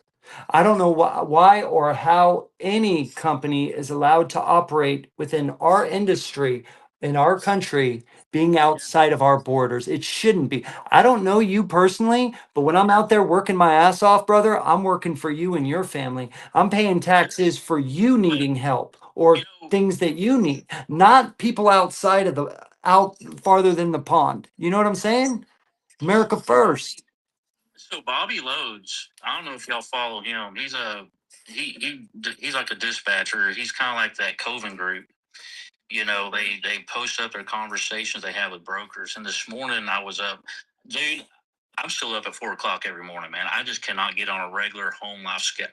My wife's still trying to domesticate me. I mean, It ain't gonna happen. It's in your blood. on my own times. But he put up a thing about 4:30 this morning in his car, talking about how the Serbian government has been, you know, in on this. The president of the Serbian government.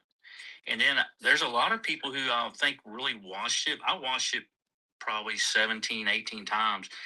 How they can go in there and change the drive time. Now, if you remember when the rules were coming out with ELDs, they said that would not be allowed. The only way to do it was to go to the provider, the manufacturer, the provider. But how are they able to do it? And why aren't they being enforced? I mean, I ain't gonna lie. There's probably sometimes I wish I could have done it, just to get that extra 800 miles. So yeah.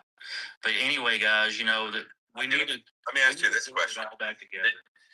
Let me ask you this question: as much money as they had, you don't think they could maybe become the provider? Probably are. You're 100%. I mean, like if you look at the other companies they have,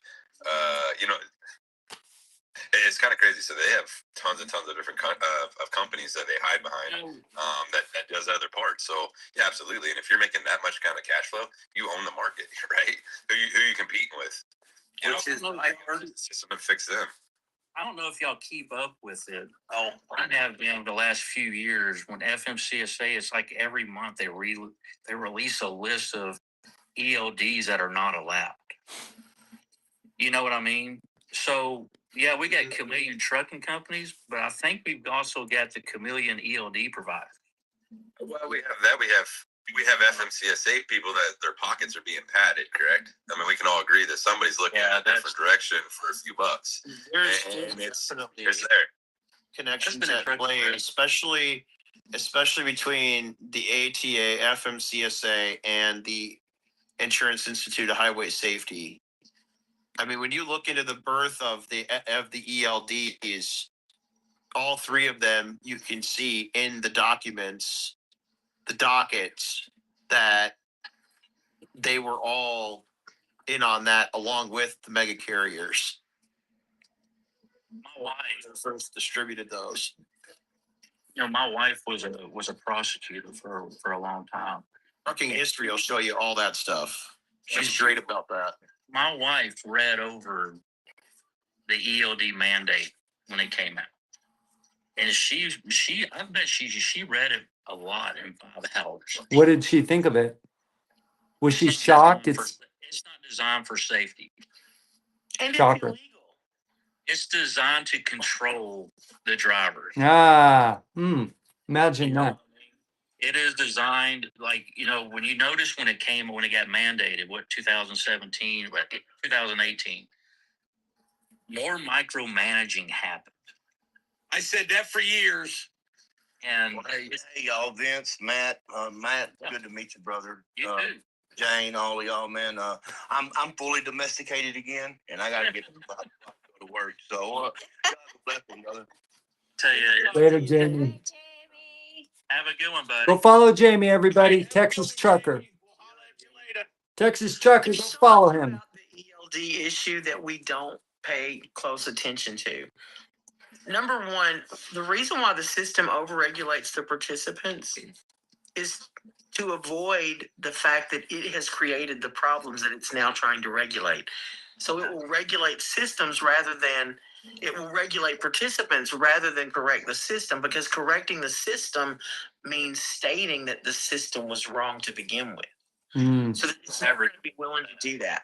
The only way that happens is if we call it out. If we say, no, we understand what's happening. You're not going to keep pulling the wool over our eyes. It's just like with this thing with super ego. And again, are we glad that came out? Yes, but keep it in its appropriate place, because please understand that it is smoke and mirrors. Please understand it is another distraction. They are always going to be having us chasing rabbits down holes, and we have to finally say, nope, we see where we are. And by the way, we all agree, and we're going to take back the power, because it is ours. It belongs to us. We gave it away. We're not going to do it anymore. That's right. Whenever a politician talks now, I look for what's behind the door. Sorry, go ahead. Back off that, if you look at, if you notice, like, okay, we were talking about parking, right? And then they got us on something else, and they got you on something else, they got you on something else, and you just keep on tracing and keep chasing well, I mean, that's what we do, we chase the other mile, we chase the American dream. I don't really think this ego stuff was, I think they're putting it out at the right time. Transparency's coming up in May. It's only a couple weeks away. There's a lot of talk about it. We need to get these guys focusing on something else. We don't want these boys down here at the in Washington D.C. Trying to get on a conversation, because they only give you. I mean, if every person that showed up that wanted to talk about transparency, they'd be sitting there for 17 hours of open comments. So. I really think that this is what their stepping stone is. And do you follow it? I mean, I spent a couple hours into it, and I researched like a madman. So, when I looked in there, I was just like fraud. But then again, was it really fraud? I mean, they do just like what the oil companies do, the shell companies, that they put all these other businesses, and then they go amongst it. So I really don't think I don't think they're going to get into trouble as bad as everybody thinks they are. Everybody says, hey, they're going to be shut down. They're going to have to sell all their stuff off. They're still running today, right?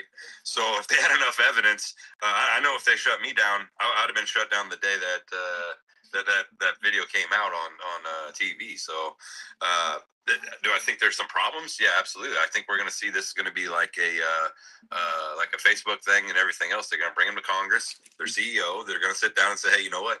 You guys been naughty. How are we going to fix this?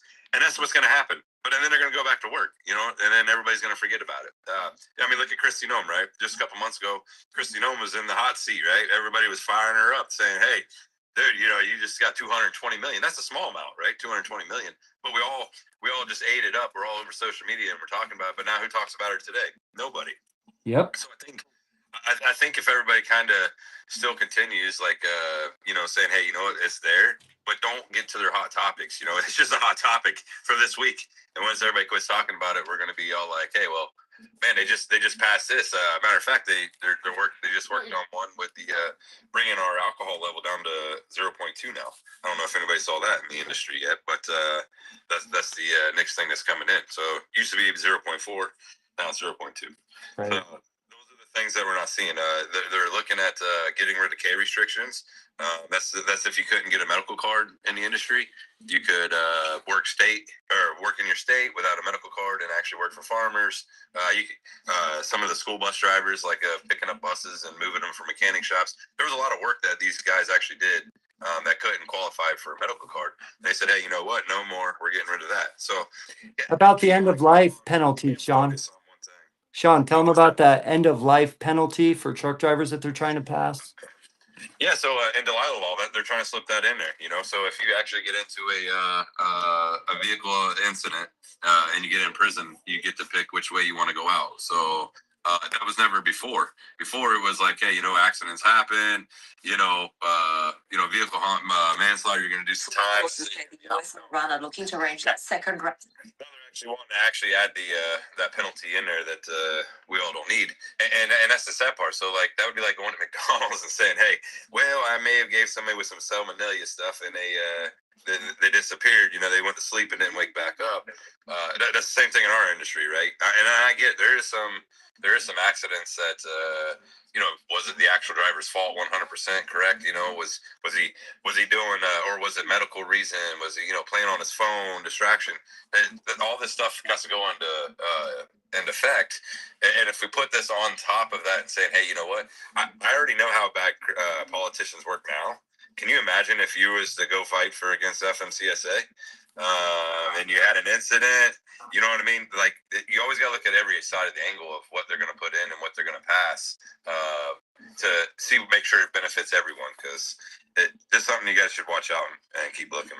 What I find interesting, Sean, is so now we're talking about this penalty if a driver's in an accident, and yet as they develop autonomous trucking, a phrase that keeps coming up is acceptable mortality rate. Hypocrisy at its finest. So we're okay if the robots are killing people. We've built it into. Oh. We have a budget for the lawsuits that will occur, but let's kill any truck driver. Sam, we got to say unalive on TikTok. Sorry. Otherwise, they'll. You can find that on the TikTok shop, by the way. That's what I heard. Terminators or something. I mean, where like they, have a quota, I guess, on, I think it was in the first Terminator movie, he was going around and it was acceptable by whoever was in charge. But I don't think any death is acceptable. Agreed. Like who would be responsible if an autonomous vehicle? No driver. No one. That's the point. So that need to know information. I don't. So it's funny you brought that up. It's funny you bring that up because they brought that up in a meeting with the infrastructure meeting. They were in front of Congress talking about it and their thing, and they said, "Hey, you know what? We don't want responsibility." So their arguing remark is, "Hey, if you buy a cell phone, right, and you accept the privacy policies, you do this. The Verizon doesn't have any accountability in it, right? You do because you're the one that did the problem." Well, again, how do you pin that to a thing that does not drive? And then that's what it was going with. They also said that they don't want to be able to have to report to the FMCSA. They want to keep all in-house data. So we're not even going to know how many people that are actually on live. And if you think AI is good enough now to wash away what they're already washing, look at the non-domicile thing. So they flooded the whole industry or all the social medias of showing these guys doing U-turns and everything else. Let's see them do it the opposite effect. You know what I mean? When I say opposite effect, let's get it off the internet. I think we actually need to even talk about like just four-wheeler cars, like the new cars that you buy. Like you just bought a brand new Subaru, and everything's we have to have all of our, uh, internet updated on our car. Like it's like you don't actually own your car. It's all run by, our windshield. Like we had to get insurance on our windshield because that's the brain of the car. And I'm like, okay, so how does this translate to trucking? We just need to push back on this shit. And they can turn your car off, by the way, Kate. They have the power to turn it off. Even if you own it, they can push a button and you're not going anywhere. I don't like that. Huh? No, I don't either. And that's why I have a 97 F250 and I have a 64 Ford F250. Keep it. Keep them. Keep them. Keep them. 76 motorcycle. What's going on right now is all data collection. And I think it's really important for us to pay attention to this kind of stuff, especially, for running businesses. Like, oh my gosh. I mean, Vince, you're doing such an awesome job. I really Thank you. so proud of you, what you're doing. And thanks for bringing me up. I don't really have a whole lot to say, but I'll kind of hang out. No worries. Thanks for coming up. Go ahead, Matthew. With this data collection thing, do you think that AI is a big role in it? I mean, like, what I want to say is that, okay, so we're competing with China, right? China is, Well, that's what Sean Duffy says. Sean Duffy says we're competing with China and he wants to outnumber them. He's the only person I've heard say that. The thing about China is that they're, they have facial recognition when you go into a grocery store. They don't have, what we have, like freedom. Like they don't have. Kate, they jaywalk, and before they get home from work that night, they already had in their checking deposit, the ticket for the jaywalking was already deducted. They just send them an email with a receipt saying, thank you for your violation fee of $55. We appreciate it. Yeah. This is what we're doing now. Digital. Yeah. Probably never called you wrong. You want to talk about like all this woke stuff, like crazy making, like figure out what gender you are going to, what they're trying to do in Silicon Valley is they're trying to make everything crazy because it pisses people off, and then they tax and it, that's how they're competing. We don't have sorry, there's a truck next to me. Well, we're actually doing it now because if you're over $250 now in toll roads that you owe, they're gonna make it a felony. I mean, come on, it's like this is getting out of control. They're trying to make everything crazy, and it's George Soros. It's a lot of like international interference. Wow, somebody knows that guy. Hey guys, we're gonna jump off. Thank you for having us, Vince. WeTheTruckers.com. Thanks for coming on, Jane. We love you guys. You're awesome. Love you guys too. Everybody be safe. Yep. Thanks, Vince. Everyone. You're welcome. Later, Jane. Bye, Mike. Bye. Bye, guys. Good work. Keep up the good work. Okay, bye. Later. I think we need to pay attention to, the crazy making, left Democrats that are doing this, because I think it's funded by George Soros and his son. It's like we don't have, communism here in the U.S. And keep saying that. Keep reminding people that this is a constitutional republic. This is not a democracy, people. This is a constitutional republic. I'll give you an example. Wait, how does it go? I pledge allegiance to the flag of the United States of America. Now listen to this part. And to the republic, right? Not and to the democracy. It says and to the republic for which it stands. And you guys know the rest. I don't need to go on. I'm just saying it's a constitutional republic. What's that? Article 4, Section 4. There we go. There we go. Okay. James, go follow him. Die Hard, follow James. And all these different policies is not just a left or right wing problem. They're both two wings of the same dirty bird. They're plotting together. It's controlled opposition. Okay. They're all in on it because their corporate puppet masters are telling them what to do. We live in a corporate socialist environment.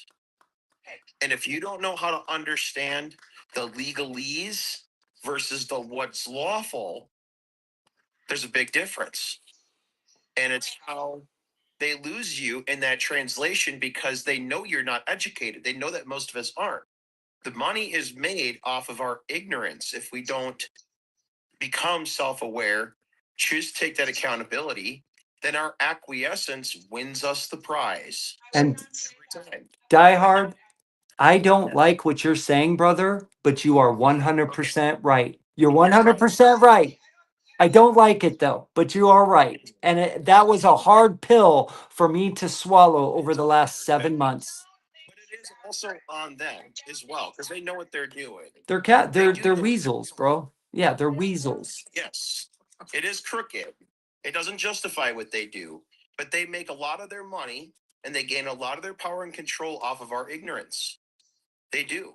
But The more is we learn it to educate, the easier it becomes to understand the way they work and the strategies at play. yeah, And it has to do with infrastructure, right. control of infrastructure. Why do you think the nuclear family is being attacked? Why do you think that we're working so many hours, right? It's to keep us divided, keep us distracted, keep us uneducated. The schools don't even teach the Declaration of Independence anymore. The article where it says if there's a tyrannical government, it is your duty as an American citizen to you know what? The government, right? And look where we are. I don't even want to say it on TikTok, but y'all know what I'm saying. A smart man once told me, he said, how much money is too much? Like, where at what point do you say, hey, you know what? I have all the money in the world. I don't need no more. What's one thing that they like? Money and power. Mhm. Well, you can never buy power. You can always, and you can never control it. So with money, you can help control power. And that's where it kind of boils down to is how much power they can have over somebody. Right. He who holds the gold makes the rules. Cash is not king. That's right. Remember those shirts that came out in the '90s? I don't know if y'all were around. I don't know. Well, They were called No Fear shirts. oh yeah, no fear, bro. Of course, it was a cool, The first cool one I shit. ever bought. The first one I ever bought, and I bought it for a reason. I bought it at the 75 Chrome Shop before what they are now, when they still had the little white cinder block building, and they started selling those shirts, and it said, "He who dies with the most toys still dies." They don't win; they still die. You know, and I don't know why I bought that shirt, but I did. And I'm still like that to this day. You know, you can have too much and not be happy. You Right. gotta be happy with what you have. You know, I always tell, when I was on the road, man, I would dress like a bum. You know, people would be like, "Why don't want?" Because they judge you based on your appearance, not. You wanted to see the heart, the real heart of a person before you. You know, being from I get Florida, it. man. If you were born and raised in Florida, you learn something. You could be sitting at a bar next to a guy who look poor as hell, but he could be one of the richest people in Florida. Yeah. So fortunately, I was, knew Kurt Cobain back in '94. I lived in Seattle. You knew Kurt Cobain? Yeah, he was a friend of mine. Wow, that's awesome. Okay. That's part of the whole grunge, Chris Novoselic and all those guys. I'm sorry for your loss, Kate. That was terrible, man. That was a. I remember that time. Yeah. Hey, Matthew, when you do your thing, do it off the camera saying that we got it says streamer success in this live. Keep her off there. Communist the word there, you know. Was Kurt, one of the things that he said was like, I used to love to go, to secondhand stores, and kind of try to find the cool stuff. But when I became rich, it was kind of cool for a minute. But after a certain period of time, it was like, the lack of tension, like the lack of, you know, being able to buy whatever I wanted, you know. Got old. It got old. Yeah. Yeah. I get it. You know what I'm saying? And Yep. he I was, do. it was really kind of a really poignant thing that he said. It's like, when you can have everything you want as a billionaire or a multimillionaire, it's like you lose that tension and you can have anything that you want. So does that bring you happiness? No, it does not. Right. Right. Right. So, you know, it's just another thing to think about. But I think that, you know, truckers, you know, in general, we need excuse me, we need to be able to make a living, right? Of course. We need to be able to adjust to the 1970s when they were making a decent living. We need to tell Sean Duffy, you know, he was when somebody was interviewing him, he was only talking about safety. He wasn't talking about the lack of money being paid to people. It's because they don't.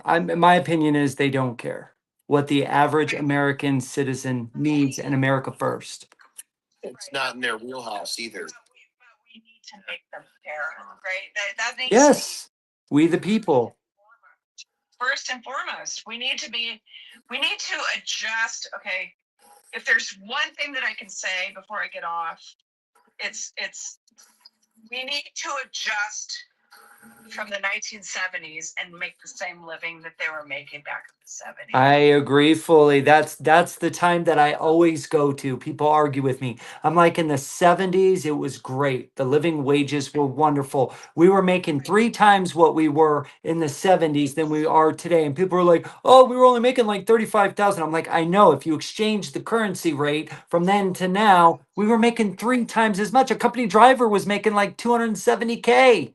Company. You know, and I talked to my sister over the last weekend, you know, and it's like, you know, I'm talking about all of the legal immigrants that Joe Biden brought in and Kamala Harris brought in over the last 4 years so they can get, you know, their Democratic votes, which I think that's really what happened. I used to be, you know, a staunch Democrat liberal from San Francisco. And then you know, it's not the same Democratic Party that it was when I grew up.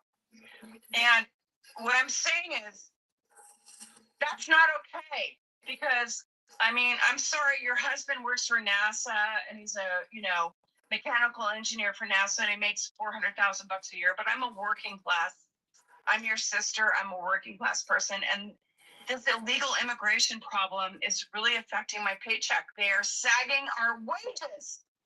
Yeah, they It are. really fucking pisses me off. Yeah. Well, you do what James David said, Kate. Stuff 7 people into a fucking truck and they can run 24/7. No. Yeah. Get them the fuck out of here. Get them out of here. And Sean Duffy needs to understand it's not all about just saving. We need to put our wages back up.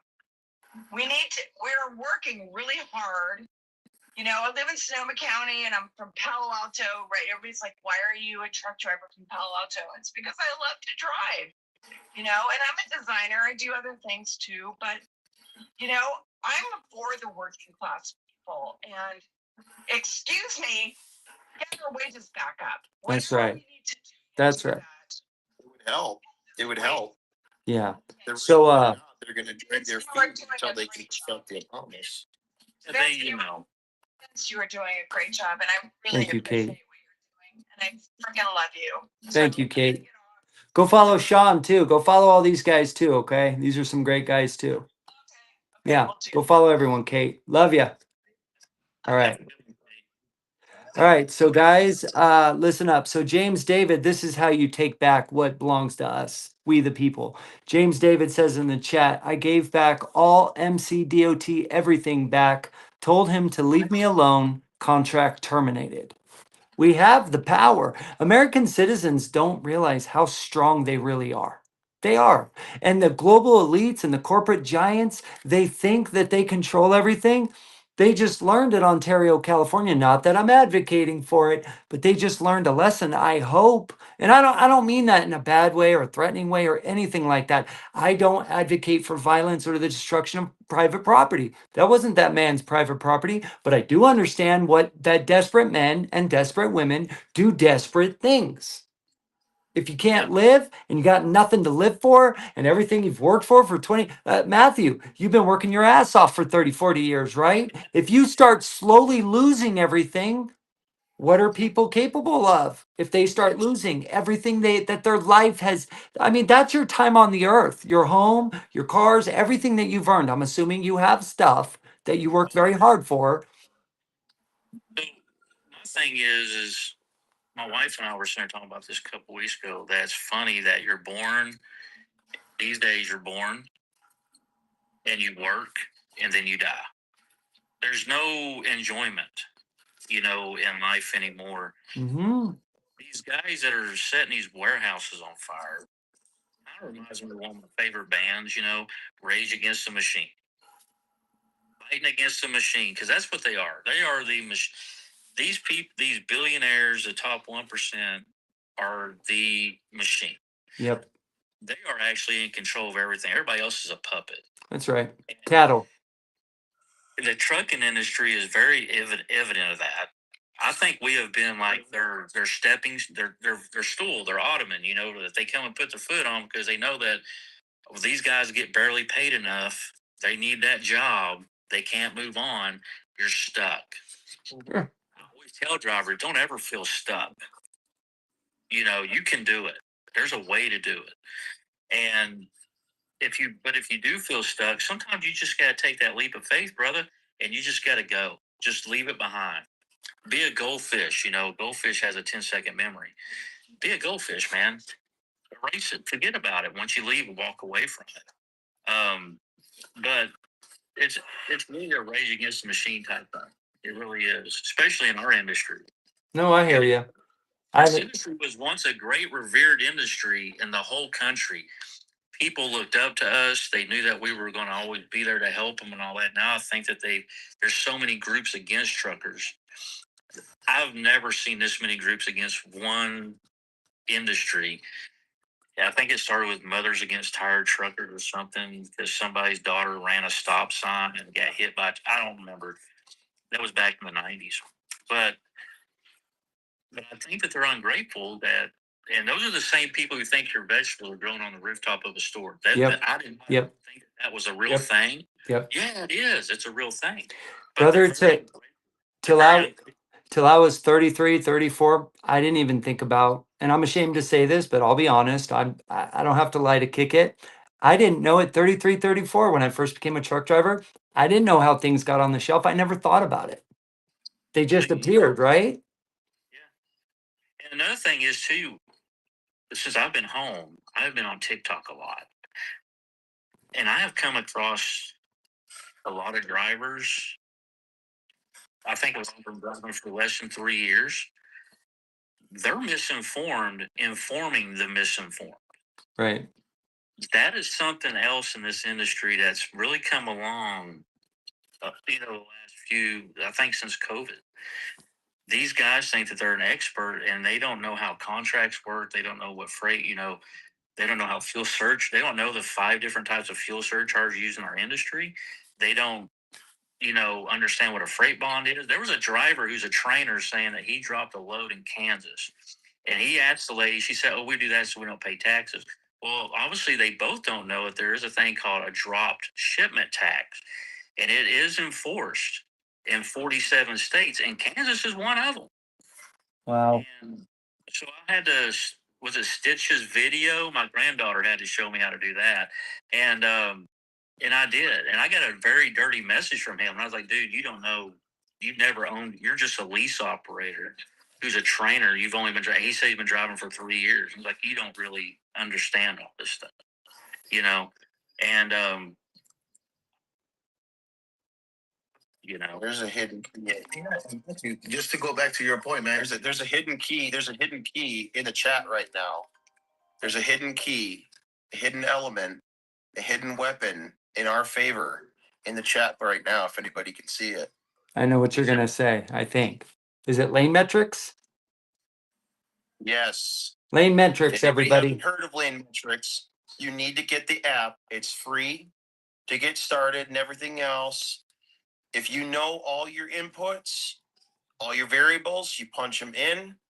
And then when you're looking at a load, you can put in all the load metrics and it will do all the math for you to show you if that load is profitable according to your needs and your cost of business.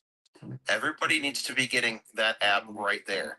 And he has another one to help out with your IFTA also, raw fuel. Everybody needs to be getting the apps that is designed by what is that, Truck Tech Innovations. Okay. He'll probably start saying some stuff. See if he wants to come up here.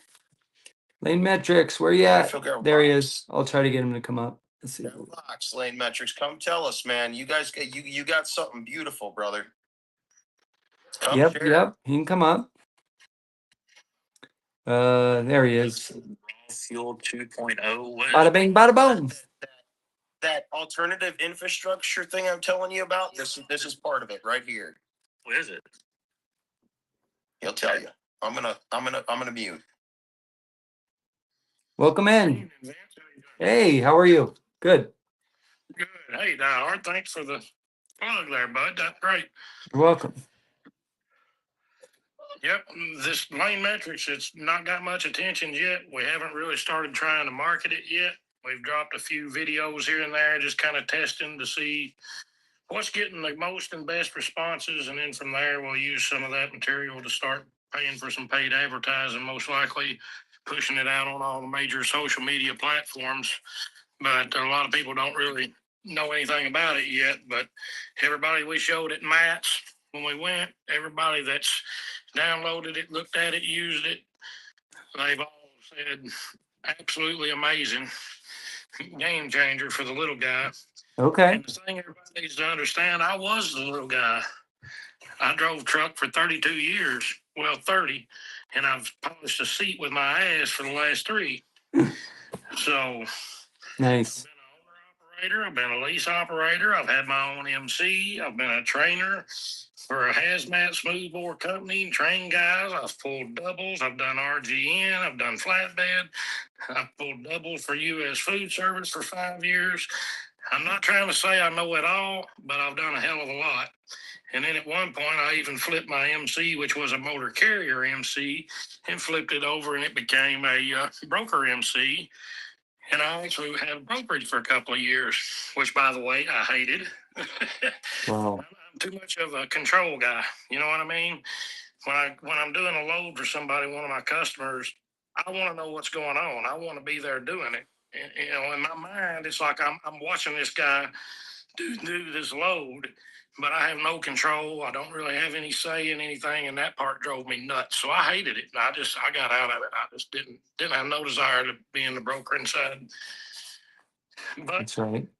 through all of that, owning a company, having a factoring company at one point that I went through, you know, I've done all this stuff for so long that I know my country accent may sound silly, but I'm actually a very intelligent person. I went to college before I started driving a truck for chemical engineering, and I made top grades all through college classes in high school and college.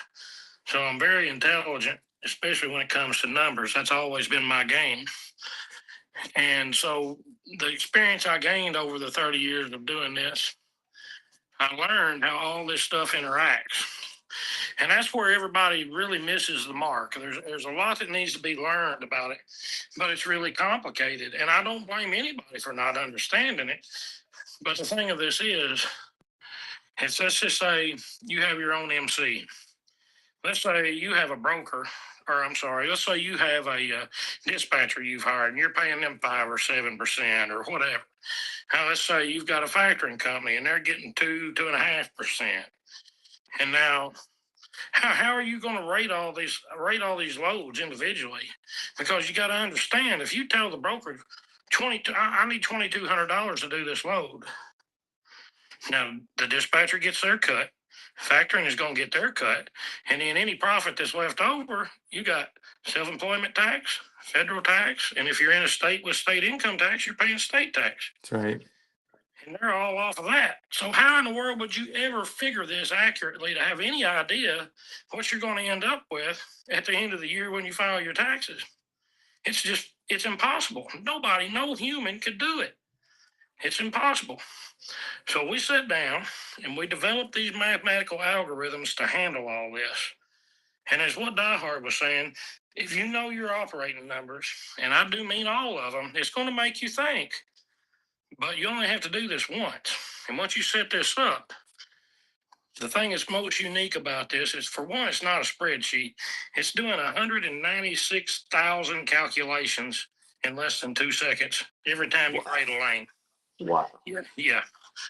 It's on the same level with NASA as far as how quick it's doing computational math. It's mind blowing. It really is.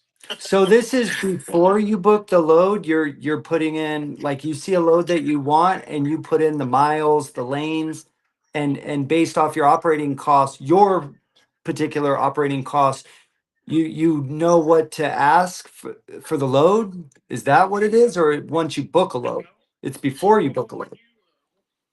When you set up your baseline numbers in the beginning, you tell me what you want to net as the driver. So if Vince wants to end up with $70,000 at the end of the year, just tell me 70,000. Then your company that you own, you tell me what percentage of the gross you want to make as profit for your company. That's all we need to know on that part as far as the profits. Everything else, including transit times, it is all handled. When you rate a lane, we already know what you're wanting to make for profit for you and your company. Is it phone friendly? Yeah, it's straight up. Brother, when I go back Thursday, I'm gonna set it up tomorrow, and then I'm gonna work it for Thursday when I book a load. It's available on Google Play and Apple App Store. Do you mind if I make a video out of it? You don't mind, right? I don't mind at all. Okay. I'd be grateful for you to help get it out there. Yeah. Yeah. Did I just think about something real quick in regards to? Oh, go ahead. Did I just hear you say that you can put in all your operating costs and it's going to calculate what you're going to net? Is that what you're saying? Well, yeah, you've already told me what you want to net. So then we know by how many days you're going to be on the road what you need to net per day. So then we reverse engineer everything into your rate, including if you got state tax and then federal, self-employment. If you've got any hidden costs on that load, we're integrated with Trimble Maps. Trimble Maps actually owns PC Miller. And if anybody knows anything, PC Miller is the #1 commercial data for commercial routing in trucks in the world. Trimble Maps. Trimble actually owns PC Miller, and that's where we're pulling the route data from to get the state-by-state miles and to get the tolls, because that's something else that we do. I mean, it's so granular, it asks you everything. If you're a hazmat carrier, then when you go to rate a lane, it's got a toggle there. You can hit hazmat, tell us what class it is, and it routes you according to the hazmat route required for that class of hazmat. That's how accurate this is. It's not a Great. game. Great. 3.5 years developing and testing and building this. And the whole goal was no bullshit, no questions, no, well, what if, no, oh, you forgot. No, none. It covers every damn penny. If you're going to need a public scale, are you going to need a trailer washout? Is it a tarp fee for a flatbed? It's all there. It covers everything. You punch all this stuff in, and when you go to rate a lane, the first thing it's going to ask you too is a current location. I'm not pinging your phone for that. That's private. I don't like that shit, so we don't do that. If you're too lazy to put in the zip code where you're sitting right now, sorry. But I'm not pinging people's locations. We're just not doing that yet. Sounds like it's something that'll go nationwide quickly. Once people start using it and they enjoy it, they like it, it works great. Sounds like it does. I see it going nationwide quickly. spreading like wildfire. So when you put in a lane to rate, the first thing we're asking you is for a current location. If you want to get your deadhead mileage and your deadhead cost and select how you want to treat that deadhead, then you put in a current location. You put in where it's picking up, the date and time, where it's delivering, the date and time, the weight, because we calculate your fuel mileage based off of what you told me your average IFTA cost is, your IFTA fuel mileage at the end of each quarter. And we use a very complicated algorithm to break that apart. And then we know pretty close to what you're getting when you're empty and what you're getting loaded. And every pound you add to that cargo weight, your fuel mileage decreases. Very little, but it decreases. Awesome. So Awesome. that's the purpose of asking for the weight. But now the thing of it is when you get to the end of that, you can put in an offered rate or you don't have to. You can wait. You just hit calculate and it goes through it. And within 2 seconds, there's your rate. And if you told me you've got 3 ways you can select your deadhead. When you set up your baseline numbers, we ask you, what is your average expected amount of deadhead for the year? 10%, 20%, what?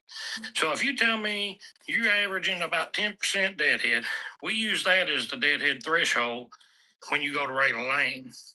So then you have options up to the 10% threshold.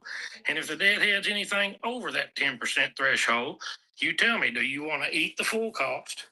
Do you want to break even and cover your expenses, or do you want to try to make a profit on part of it in both categories? And when you rate that lane, it comes back and it not only tells you what the deadhead cost is going to cost you, it shows you how much it's going to discount your taxes by it being a write-off and what you're actually going to end up make after you eat that. Awesome. Awesome. Sounds good. For like oversized loads, so like it calculates the permit in there yet, or? Well, not a permit per se, but there's a spot for extra expenses on it. So, I mean, if you wanted to rate it that way for other expenses, you just put in whatever your total cost was for your permits and it'll handle it. Sounds great. All right, everybody, go check out Lane Metrics right there.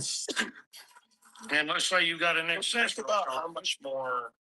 Think about how much more ammo that gives a person when they got to go back and they're trying to renegotiate a rate with a broker on a load. They've got the data to back it up.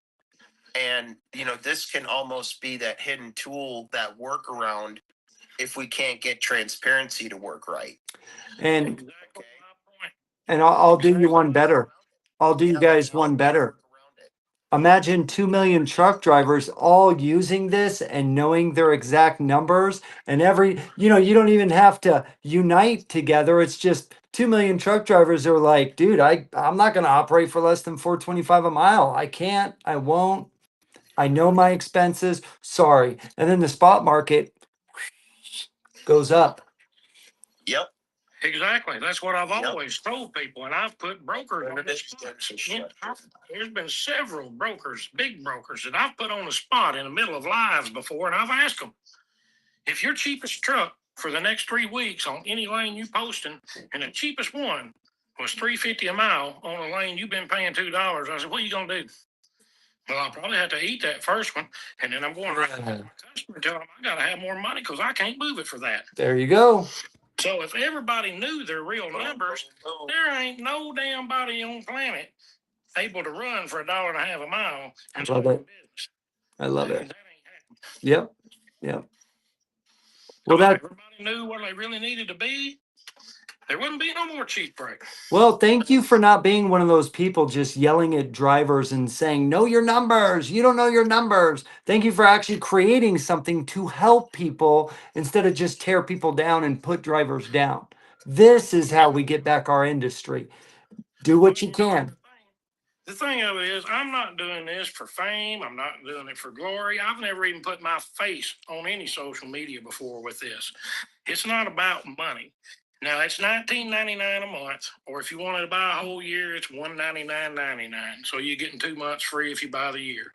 But the thing of it is, if we had to go out and outsource this to be built with an American developer, a firm, it would have been somewhere between 1.3 and 1.7 million dollars. Wow. Be careful with this. I can already see 1,000 people trying to steal your data to create things, right? Everybody rushing to the gold mine, you know? Make sure you're still protected. They're sure. Yeah, we're heavily protected. Yeah. Everything about it. But Lane Metrics did it first, drivers. You all hear it? Go to Lane Metrics only first. Okay, don't go anywhere else. Yeah, I just recorded that. I'll save that for my lawyer. good. Do it. This is something that would really help out like a small fleet, like a 2PL carrier, to negotiate their rates with a logistics broker. I mean, I think those are the guys that are really hurting. You know, the small the companies that are like a 2PL carrier, they're probably getting drugged through the mud. You know, because they probably get the inexperienced people who don't know how to rate stuff, you know, for operating costs and everything. So do you think this would really help that type of small business in the industry? I think it would help everybody, honestly. And it works for hot shot, box truck, flatbed, reefer, calculates reefer fuel. It does it all. Dry van, whatever you got, it'll do it.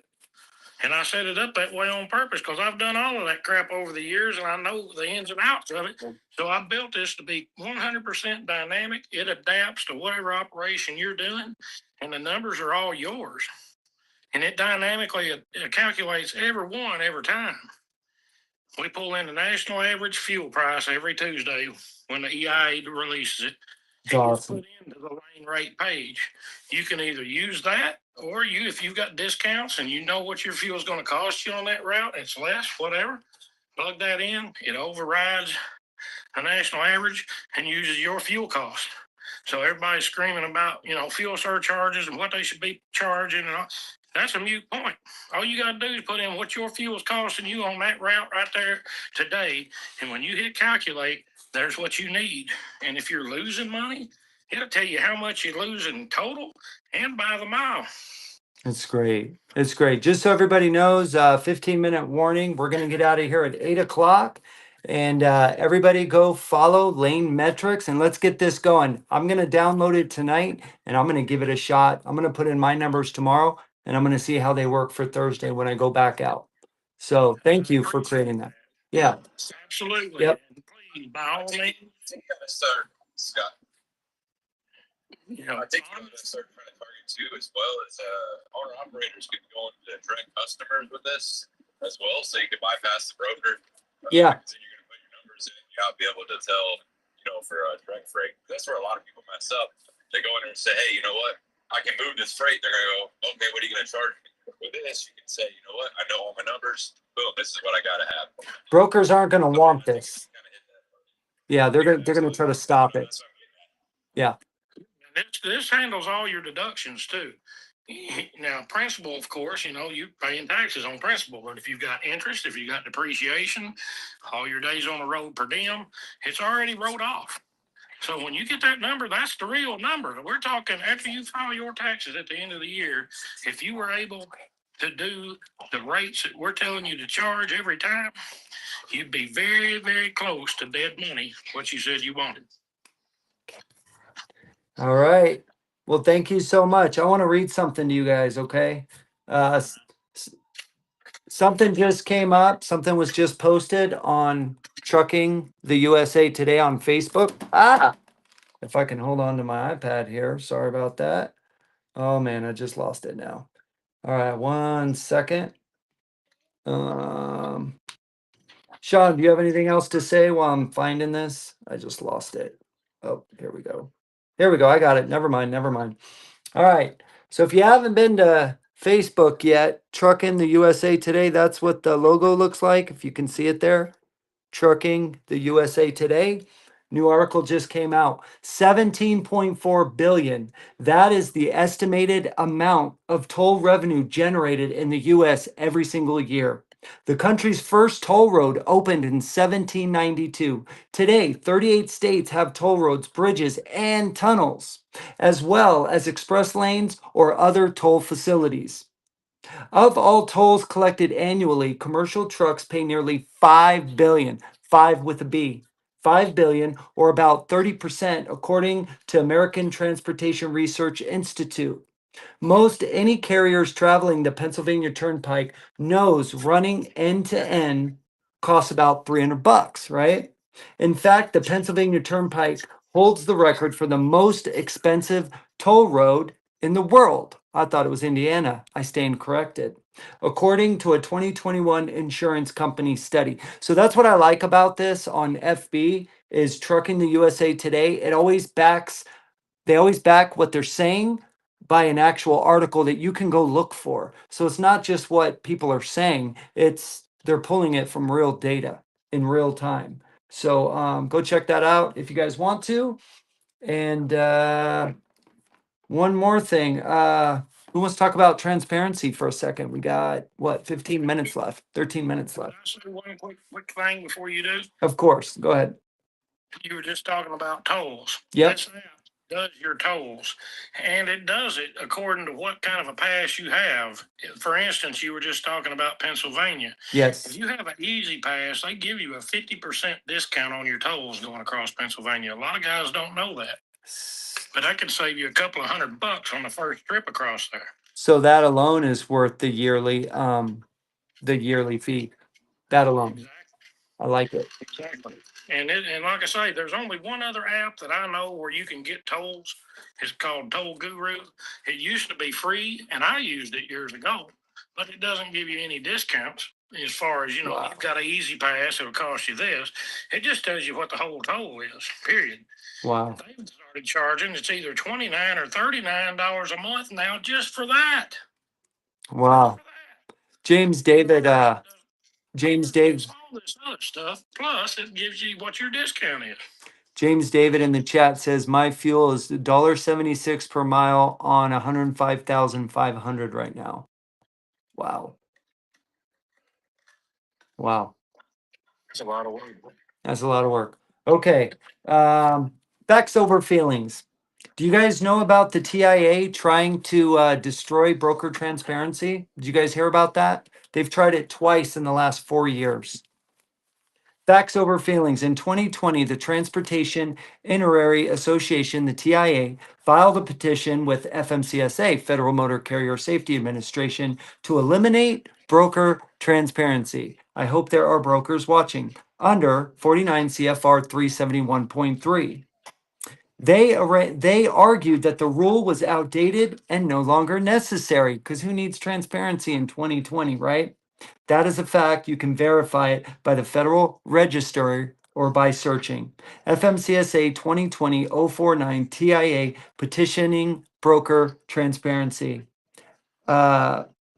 Now, here's a fact. On March 17th, 2023, they came back a second time and FMCSA issued a final decision.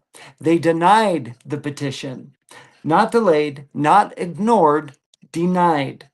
FMCSA stated that removing broker transparency would be contrary to federal transportation policy under 49 USC. Paragraph 13101, which promotes fairness and efficiency. I'll say it again, fairness and efficiency into the trucking industry in the United States. That is not opinion. That is the federal government's official position. This is in 2023. You can verify by searching. FMCSA denial TIA petition 371.3 March of 2023. So let's be clear. This is not an outdated rule. It was challenged, reviewed, and upheld. The debate is not whether transparency should exist. That's already been decided by FMCSA. The debate now is how strong should it be and should it be enforced? And why isn't it being enforced? I don't know. It's not being enforced just because you have how many brokers out here? Over 1 million brokers, probably. I'm not sure. Yeah. Carriers, right? You have 700,000 carriers. You got over maybe probably just as much brokers, mom and pop brokers, along with the super brokers. And then they only have a handful of investigators to tackle this. If you go back and you watch that 60-minute investigation on Super Ego, Mm-hmm. they had the head of DOT on there, and he was talking about, well, we got 40 more investigators we're trying to hire right now, and they only have a few hundred people that can do all this work. Wow. So no wonder. The No system wonder. they've created has consumed itself. Wow. They can't they can't keep up with the amount of freight, the amount of brokers, amount of carriers, community carriers, so on and so forth. The foreign drivers, there's so much on the table right now that you look at the parking situation, the toll situation, it's out of control. It is out of, yeah, everybody trying to make a buck off us. It's too much. They have, what is it? The shoot. I just lost train of thought. That's all right, man. I do the same thing. Don't feel bad. There's too much, right? There's literally too much going on. It gets really bad. Rules and regulations, hours of service, this, that, blah, blah, blah, ELDs, logbooks, paper logbooks. You know, they want to talk about how to change the way someone can become an owner operator, right? Yeah. They want to change that rule. His excuse is, well, that rule and that law is 40 years old. Okay, it's 40 years old, but at the same time, you guys allowed it to be misused. You allowed it to be abused, and now you want to change it because you can't fix it. Yeah. That's the problem with our government, with DOT and Federal Motor Carrier. They want to push so much into the industry, but they don't know how to do it. They don't know how to get it under control. And until they implement or until they hire actual drivers and owners of companies, good companies, not these big mega carrier companies, because a lot of these mega carrier companies are dynasty companies. The people who own them now are not the original owners. They're the offsprings of the people who started these companies back in the 70s, 80s, even in the 60s. You know, so they need real drivers with real experience, with real hands-on to go in there and clean house. And until they recognize that and they keep hiring college grads that read shit out of a book, excuse my language, Yeah. the problem's never going to get fixed. No, you're right. More truckers need to get involved. More small carriers need to get involved. We can't just drive anymore. I get it. Everybody wants to just drive and make a ton of money, and they should be able to. They should be able to. They've earned it. With the risk and anxiety, truckers take all the risk, right? Without the reward anymore. Here's the thing about me, right? I'm 16 years into this industry, and I've had my fair share of heartache and pain and tears and happiness and joy. Yeah. Just like any other truck driver. My situation changed in this industry in 2019 when I lost my right eye to cancer. Oh man, brother, I'm sorry to hear that. I'm sorry. Amount of hoops I have to jump through every year just to keep my CDL and my med card is atrocious. Atrocious. Have you talked to Wayne Campbell? Do you know who Wayne Campbell is? The driver side on FB. Do you know who that is? I've heard of him. He specializes in disabilities, handicaps, obtaining a CDL, and he will fight for you. He's the real deal, bro. He's awesome. His wife has a disability. She drives, he drives. They're amazing. I tackled this all by myself. I figured out what needed to be done. I did it, handle it. It's just the amount of hoops that you have to jump through. It's not right. Yeah. To keep it, and then on top of it, you got carriers out here who won't hire you because I'm missing an eye. But they'll go out and they'll hire a foreign driver lickety split. You know what I mean? I have Yeah. over 1 million miles accident free. You know what I mean? And That's called, what is it, a SPA or SPCA or something like that, ain't it, that you got to go through? No, so back, the rules used to be with one-eyed or ocular vision, missing ocular vision or something like that. It used to be that if you lost your vision in one eye, that was it. 2018 they changed the rules, and then 2021 I believe they changed the rules again. The first time they changed it, it was if you lost your right eye, you were okay as long as you met federal standards and requirements. And if you lost your left eye, then you were out. You weren't able to. And then 2021 or 2022, I can't remember what year it was. I might even be off on that. They included the left eye as well. So now we have drivers out here who's missing a left eye, who has a 1-year med card. They say it's not a waiver, but it is a waiver. Before you had to get waivers and blah blah blah. And now it's so confusing. And it's too much to go through that every year, isn't it? It's too much. It's like, give me a 4-year or an 8-year, 6-year, something. I would be happy with a 2-year. I mean, if you're gonna make me jump through all these hoops, like if you give it to me for a year, why do I have to go through it again? Come on. I don't know. I can't remember what the standard med card is. What is it? 3 years, guys? It depends. 2 years is the max, I believe. Mine is 2 years. Yeah, but if you have a limitation, it's every year. It could be every 6 months if you have like diabetes issue. Right, guys? Yeah. Sleep apnea. They'll do month to month on some guys or gals. It just depends. Yeah.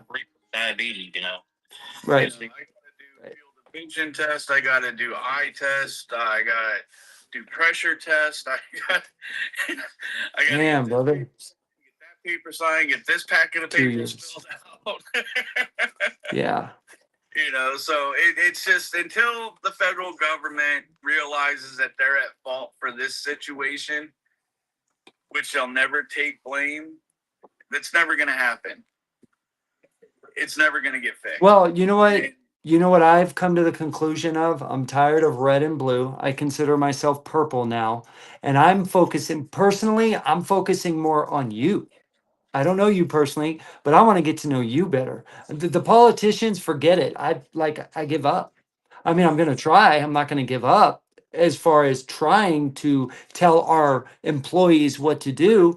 But I think we have a better chance at educating each other, lifting each other up, building each other up. Look at what Lane Metrics is doing. That's amazing. Instead of talking more crap and putting more drivers down, more owner operators down, he created a system to help drivers. That's what we need to do. Lift each other up, not push each other down. It just hurts us. We're stronger together. We're stronger in numbers. You know why there's so much animosity in the industry now, don't you? Because it's a $1 trillion business a year, and it's been PSYOP for over 40 years to create division within American commercial truck drivers. That's part of it, but a lot of it is the pay structure. Sorry. It's the pay structure. A lot of it is the mega carriers. The mega carriers have their hand in this situation just as much as the government does. Because if it wasn't for, who was it? Werner. Werner is the one who came out and got everyone on board with the ELDs. Werner was in That's not a free market. And they were in such dire situation to save their company because they had the worst safety score throughout the 80s and 90s that they had to figure something out. And that's how the ELD was born. Selfish.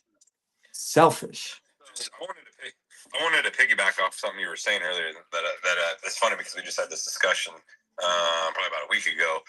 If the FMCSA was to actually take drivers, company drivers, and say, hey, you know what, we're going to hire you, we're going to give you, $20,000 a year. We want you to report back all this nonsense, and it's the only bad thing is a lot of FMCSA is rules, right? They're not laws. So we have to remember that the FMCSA mainly does nothing but rules. So they can be rules can be broken, right? But laws can't be. Every So, 4 years, the rules can change. yeah, like so Delilah law, that's when that goes in place. So that's going to be a law where rules you can kind of get around. But if they were to take company drivers and say, hey, you know what, we're going to put you out here. We want you to report back anything that's like kind of like fraud or what you see in, say something, see something. I think the industry would change because it's not just mega carriers. I mean, it's if somebody asked me one day, they said, hey, you know what, how much fraud do you think's in the industry? And I was sitting there thinking, I'm like, you know what? It's probably, if you calculate the fraud, it says probably about 95%. And that's going all the way down to the driver, cheating a logbook, not doing a pre-trip, the basics, speeding, those are all the things that, is considered a fraud, right? So how much is in there? When I started thinking about it, I was like, that's crazy. That's a big number. And how do you control it? And I think a lot of it would be controlled if we self-controlled, right? So if FNCSA, like you said, without having college kids go in there, get guys like Matthew here that's retired and he's sitting on the couch now and he's gonna be bored. Get him out. You know what I mean? Put him up there. Say, hey, you know what? You know the ins and the outs of this. I mean, and I get it. I've talked to old truckers and they're like, dude, we used to drive 1,200 miles a day. And that's a new breed. Now guys ain't even doing 600 miles a day. So and you have them ones. They weren't regulated back in the 60s and 70s, even the early 80s as it is now. The regulations that we have now, there's too many for us. And you can go back and everyone's like, well, you got the little green book, right? And the little green book there's only a small section of that. I would say only maybe 5% of that book pertains to the trucking industry. The rest of that is for everything else. You need the big one. Every driver needs to have, and carrier should have one of the big ones like this. This is the full book. The thing with that book and the thing that's in that book, those are all rules and regulations that are open to interpretation. Right, which is states adopt that into a law. So 720. service, they've adopted that in every state, saying, hey, you know what, you have to have a 7-day logbook. You have to have this. So that green book, in my opinion, is basically, so if you take all 48 states, right, and you put all their rules or their laws into it, you're going to find it in that book. However, that's just rules in that green book. So it's kind of, you got to know what your state laws are and try going to do that all 48 states. Impossible. So they made this book and said, hey, you know what? These are the chances that this might be something in this state, of Alabama, but South Dakota might not force it, but Alabama does. So we got to put all of this into a green book. And that's what you got to follow. And it's insane because if you were just running in one state with that book, you pretty much wouldn't need it. You just need to learn your state laws, right? Yeah. Yeah. Who's read this? Who's read this? Instead of the states individually interpreting and implementing rules and regulations to their liking, it should be even across the board. Because if we're subjected to federal rules and regulations, right? You sign your logbook, that's a federal document. You falsify that, that's falsifying it. Don't forget how Chevron doctrine comes into play too. Oh boy. Exactly. Hey. There's so much. There's a lot. Boys and girls, I gotta get going. But James, you have any last words? I knew you were gonna say something when I showed that green book. I knew it. Go ahead. Yeah, that book I tortured the Washington State DOT and the State Patrol to death. They used to pull me in for inspections, and I say, you show me in the book where it says I have to get in and turn on the lights, honk the horn, and do all these tasks that you're required to do with 2 men. I would go sit down, and they would throw me out. No I inspection. bet. See, if everybody made it that hard on them, they wouldn't bother us the way they are. Hey, mine used to be color coded with colored tabs. And if Arizona hated me every time. That's awesome. Because I would walk in, because Arizona, back in the day was the devil. And I would walk in there, and them girls at the I-40 scale right there at the 40 New Mexico. Yeah. They'd be like, oh shit, here he comes. Yep. I mean, they knew it was me. And then Give him the green light. one of his books which is the same book they're supposed to have, the big 3-ring binder. And I walked in there with that and the green and white book, and I was like, well, let's get down to it. They would just point and make me leave, because I was somebody who was educated in the industry, and they don't like that. They don't like us being educated at all. So you're the guy that made like data. it. No. You're the guy that created data queue for him, right? Because now they say don't argue with the officer. If you have a problem, you just data queue it. So that's funny that you Yeah, how I used to run back in the 90s. I would probably say that I'm the reason why we have all these rules and regulations. I mean, the Yellow Jackets came out, they were a dietary supplement. They had a lot of caffeine. That was my best friend. That and Jolt Cola and like 2 cartons of cigarettes, pretty much. The IRS only thinks I did 3 loads a week, but I actually did 4. I had to learn how to hide it. The rules and regulations that we see today aren't because the old school drivers did that. It's to minimize the amount. It's to shrink the income of the driver. It's to outsource the driving to cheap labor. That's what control you created. And it's the same, like what my wife read with the ELD mandate. It was nothing to do with safety. That was about control. And that green and white book, you are right. There's a very little section that is for us, but the rest of it is for them to control us. That's what pisses me off about the industry, is they got so much control. Like you were saying about the TIA thing. I wonder how much C.H. Robinson put in to have that blocked. C.H. Robinson is like the freaking devil. And the TIA, don't forget the TIA. couch and there, you're actually learning stuff. One way to figure out whose hands are in the cookie jar is to figure out who's part of the ATA, who's giving contributions to the money trail. Right. We're working on that. We're working on that. The owners of these mega carriers, Rob Lowe, Prime Inc. I forget a couple of their names, but the owners of these big companies, they use trucking as an income source to follow other endeavors. Yeah, they don't want to work. They want to work off our back. They're clever. They are. They are. I mean, I hate to Yeah. say that, but that's about what it is. Now they wear suit and ties. Mm-hmm. Good night, Die Hard. Thanks for coming in, brother. All right. Any last word, fellas? I got to get going. I'm going to go play with my daughter. And then we'll do another live tomorrow night if you guys are all up for it. I appreciate you letting me. It's fun. Just say hi out loud. This kind of reminds me of what it was like back in the day on Party Row after we had like a keg of beer in us, on Friday night, and we're sitting there talking about stuff, What a blast that was, right? Everybody, You want to get up and just say hi? if y'all want to come and follow me, I'll follow y'all back. It might take a minute. Okay. But yeah, I appreciate it. Thanks for what you guys do. You guys are awesome. Keep the wheels down and keep the sunny side up. Shiny That's side right. up. Listen, I want, this is Trucker Unity 101. Go follow each other. Everybody follow everybody. No gatekeeping here. It's similar to what Lane Metrics is doing. That's how we got in this mess, is gatekeepers wanting everything from themselves, right? So everybody go follow each other. Everybody help each other out. We all don't need 5 Ferraris. Let's just have a couple nice pickup trucks, right?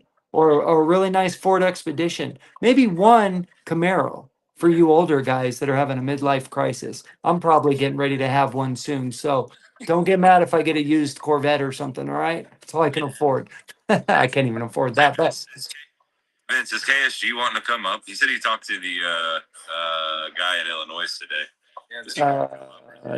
he's not. No, but we can bring him up for a second if he wants. KSG, you want to come up real quick or what?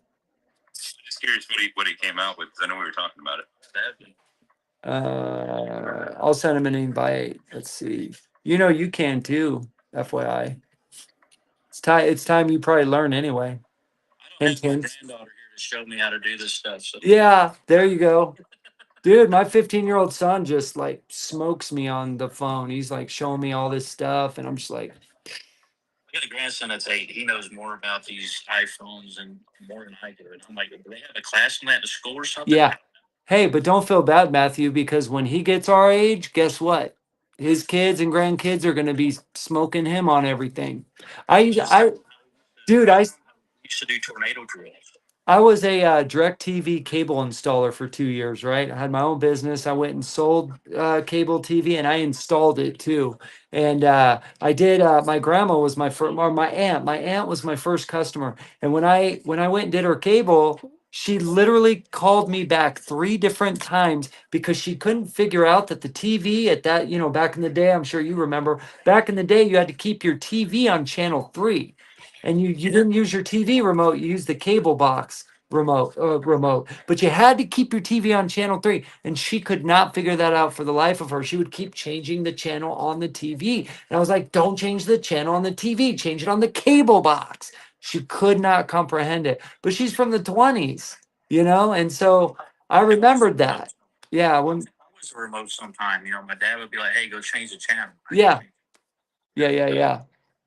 All right, KT, oh, there we go. KSG, you're coming up. There we are. I followed you too, Matthew, by the way. KSG, welcome in, brother. What's up? How is everyone? I'm sorry, Vince, that you were going, but I jumped in late, and I know I've been telling a bunch of you guys that I had a meeting scheduled with Congressman Mike Bose downstate in Illinois, and I essentially took what everybody was talking about to him. And it's hard trying to get past the gatekeepers, but I literally kept on spamming their email until I got a meeting. So we spent over an hour down there together, and I have a phone call scheduled with him this Friday as well. But all these, the trucking dignity, the rights, were all brought up, and we're going to work together to put that legislation together to get it punched through in September of this year. So, and Vince, I can kind of send you exactly what this legislation does, but That's amazing. it's solid. Wow. Very solid. This is an overwhelmingly good feeling because there's been about 20 of us that have been making little dents. And in the very beginning, a year ago, we didn't think we were going to get anywhere.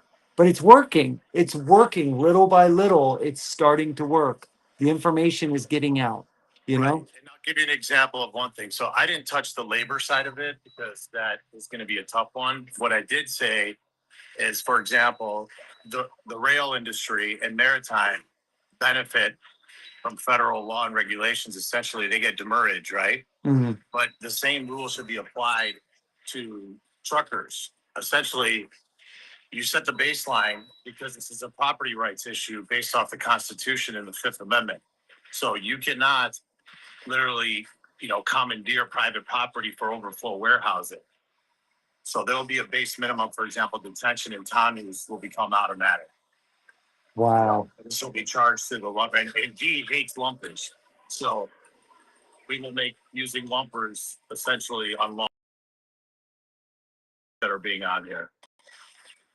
That's amazing. We need to do something with the lumpers because I'm tired of paying them. Well, wait a minute. 5, 6 years ago, I did a ice cream cone load, and it was 4 stops. Okay, I'll just say this story, then we'll go. It was 4 stops, and I remember the broker told me, you can get paid to unload the pallet. It was only like 10 pallets, 6 pallets. It was like nothing, and it's ice cream, right? Ice cream cones, very light. It's like a 200 pounds a pallet, 6 pallets, 4 stops, and they were like, we can pay you to do it, or we can pay a lumper load fee to do it. And I was like, you'll pay me to do it? They said yes. So I did all 4 stops, and they told me it was $300 a stop, right? So I'm like, yes, I'm thinking I'm going to get like $1,200. Well, the next week I get a paycheck for $60, right? And hey, Sean, can you mute? So I get a paycheck for $60, and I'm like, wait a minute, you're like 11, 70 or 1140 short. And they're like, no, no, no. We said we would pay a lumper fee or we would pay you. We pay drivers $15 per stop, but we'll pay a lumper $300 per stop to do the exact same 10 minutes worth of work. So right there, KS, I understood what discrimination means at its best. Well, there was no difference in the work energy. If they choose to use them, will be responsibility of the consignee, BCO, or receiving facility. It will not be a part of the trucker's last minute decision. There's also liability, strict non-waivers in there. So Nice. the Carmack amendment essentially has to be followed. It cannot be waived from the broker to the actual motor carrier, all the way down past to the owner operator. So it does not touch transparency. It touches chain of custody. That's the most important thing.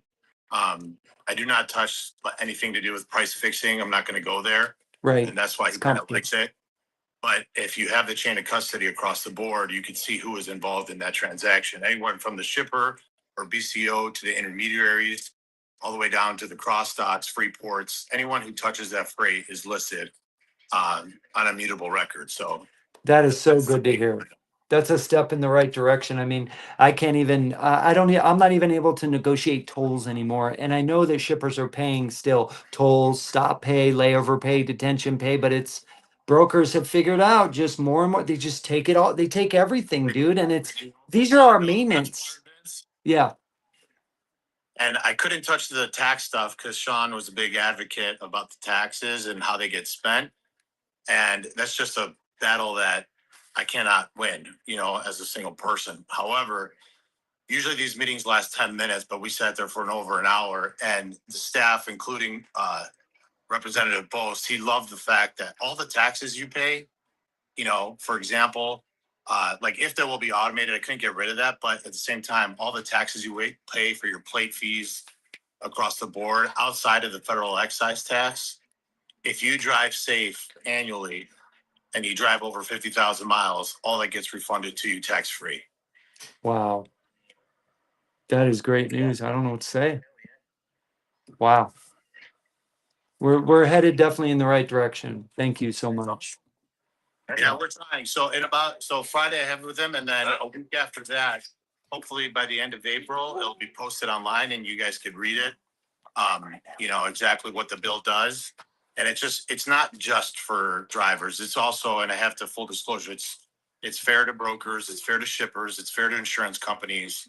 And we try to just make everything transparent when it comes to chain of custody. So the driver all the way down to the owner operator is fully aware exactly what's going on. So That's all we need. It's a step in the right direction, and we'll see. I do too. Awesome, brother. I can send you all that information if you want, as far as the SAC taxes of like the whole breakdown of what we actually pay, if you want. If I would love that. I know you mentioned one time it was on Facebook, but where would I be able to find that? Or should I just send it to you by email? If you want, I can even send it here on TikTok on Messenger. Or actually, you know what? Probably email be better because it's a pretty decent file. So sure, I'll message you. I'll give you my email over the messenger, and you can just send it to me. Yeah, and then you have it in your hand, and then you can. I try to designate the trucking, at least the surface transportation, as national security, but he stripped that out right away. There's certain things that truck drivers lose. For example, any administration can kind of commandeer your vehicle at that point, and he doesn't want to risk that. So we stick with critical infrastructure. We lose the national security angle, but at least we kind of preserve rights, and we start building 1.7 million trucking spots, reinforced concrete, electrified facilities that are not called truck spots. They're called fallen driver sanctuaries, and they're named after people who lost their lives on the road. So it's pretty cool. I love it. It's cool. That is cool.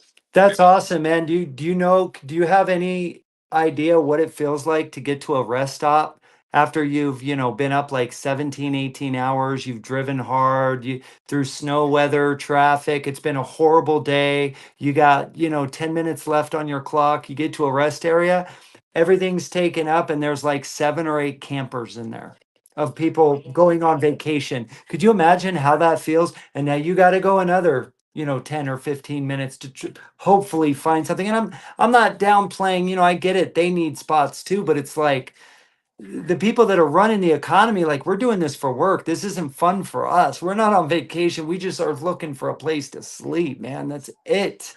You know, Right. everybody hates us. It's fully electrified too, so you can shut down the diesels as well, and it's got shore power for all your stuff. So that It's it awesome. literally is and you cannot be inspected on those grounds at all.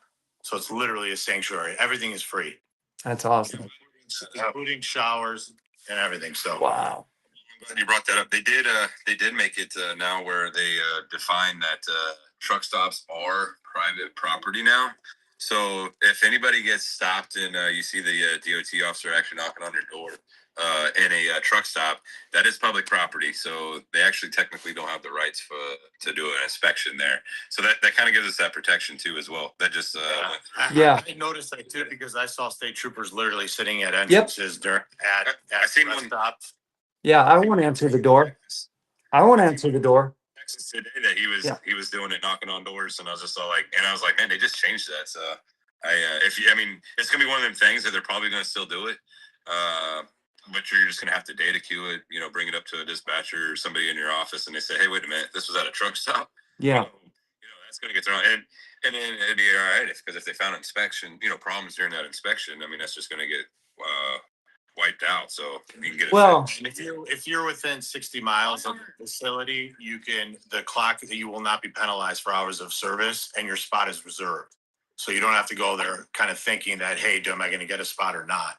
Why are the safety departments bringing this up? I don't know. You get woken Yeah. up It's a great question. break. And then you get. I don't know how some people are. I only operate on 4 hour sleep, but I'm just saying. And they get up and they're tired because they went through a 2.5, 3 hour damn inspection because some guy with an ego wakes you up.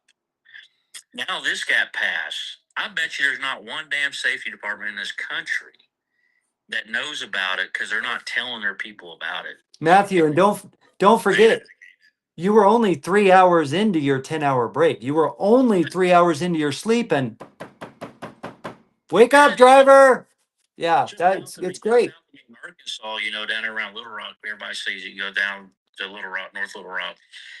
Them guys go out there and they'll wake you up to get you off that ramp, And I've heard them on the news down there say they hate doing it because they know it's going to make the load late. It aggravates the driver. They know there's really so. I know law enforcement in certain states are really pissed and peeved about the parking situation, but I remember one time I was in Illinois at a Love's, and the local police department was going around with their drug dogs, waking people up and sending the dogs in their truck.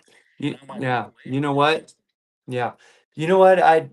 That hasn't happened to me yet, thank goodness. But I would just tell the officer, "Hey, what is your address? Because I want to come to your house at 3 in the morning, and I want to bang on your window right next to your bed, your master bedroom, and see how you like it. See what you do about it. Do you think that's okay? It's not okay. Actually, I'm surprised we don't have a light or something. That's what we need with the federal government to give us some kind of light that's on our truck. Like some blue light means we're on our 10-hour break, and you, by federal law, you are not allowed to bother us. Whatever. If we're not in a bad parking spot, tow the vehicle after the 10-hour break. I don't know. But that light is on, you can't bother us because our sleep means lives the next day. You disrupt a truck driver's sleep, you could potentially be the reason that they are groggy and the next day they're not on their A game. Am I wrong? Right. Am I wrong? Truck stops, you will not be able to have any inspection whatsoever. It's true sanctuary. Like you're resting, you're on your own. You can Yeah. do whatever the hell you want. Obviously, if something dangerous is happening, it's a different story. Sure. But Sure, for of course. inspections, it's off limits. Right. Take that. I like that one. Cattle tail lights. When a cop comes up like that and tells you to move and you're on your break, ask for their name and their fucking badge number and let them know. You better hope nothing happens between here and wherever I find somewhere else to park.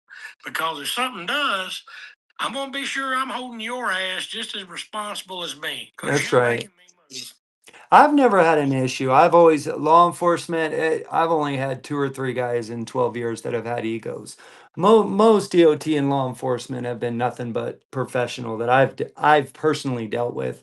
But I've heard 1,000 stories though, and I'm only one of 4 million that are out there. So do the math.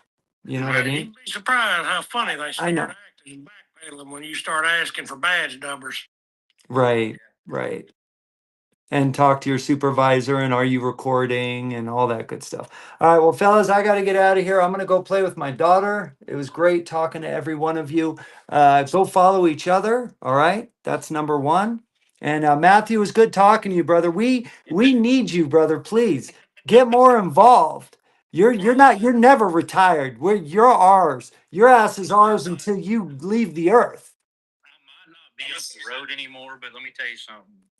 The guy who got me in this industry when I was 18 years old told me when it doesn't feel fun anymore, it starts feeling like a job, get out of it. But when you've been in it for as long as I have been, you see issues and you need people who have a backbone and who are going to be brutally honest with the people with the suits and ties who think they are the experts. I was always told by my dad, my grandfather, two of the greatest men in my life, they said, don't fear the man in a suit and tie. Fear the man in a shirt and pair of jeans and tennis shoes because he's already made it. He's not there to improve anybody. He has nothing to win, nothing to lose. Right. And my mom finally told me today that that's who I am. I'm just somebody who's got nothing to gain, nothing to lose. I can go in there and be brutally honest with somebody, and they're not going to like it. But I'm not there to. It's not my job to get their approval. You know, That's right. I just want to. I want the industry to get back to the unity, the camaraderie. To where we can enjoy your 34-hour reset on the back row, or something. You know, have trucker jamborees in every state like there used to be. Stuff like that. Yeah. Yeah. Let's bring it back. Happy for truckers, instead of it always just being the negatives. Yep. That's exactly the kind of stuff that I would like to be able to get to the point where we can afford to start doing those kind of things. Having trucker rodeos, everybody have competition, backing competition. There we go. Have some fun. Live life. Yeah. Let's do like this Atlanta Motor Speedway, man, and just have a big thing there, truck races, truck pulls, all that. But these guys have got to be able to afford it and be able to take the time off without worrying about if it doesn't matter if you're a company driver or lease operator, own operator, independent, it doesn't matter. You got to be able to live because right now everybody's in quicksand. Yep. And when they're pulling to try to get out, it just keeps coming down. And I think that if we get a good advocacy group together that can put a stop to that and just concrete it up to where you have a ladder to get out and move on to something better, yeah, I think that'd be great. Yeah. All right.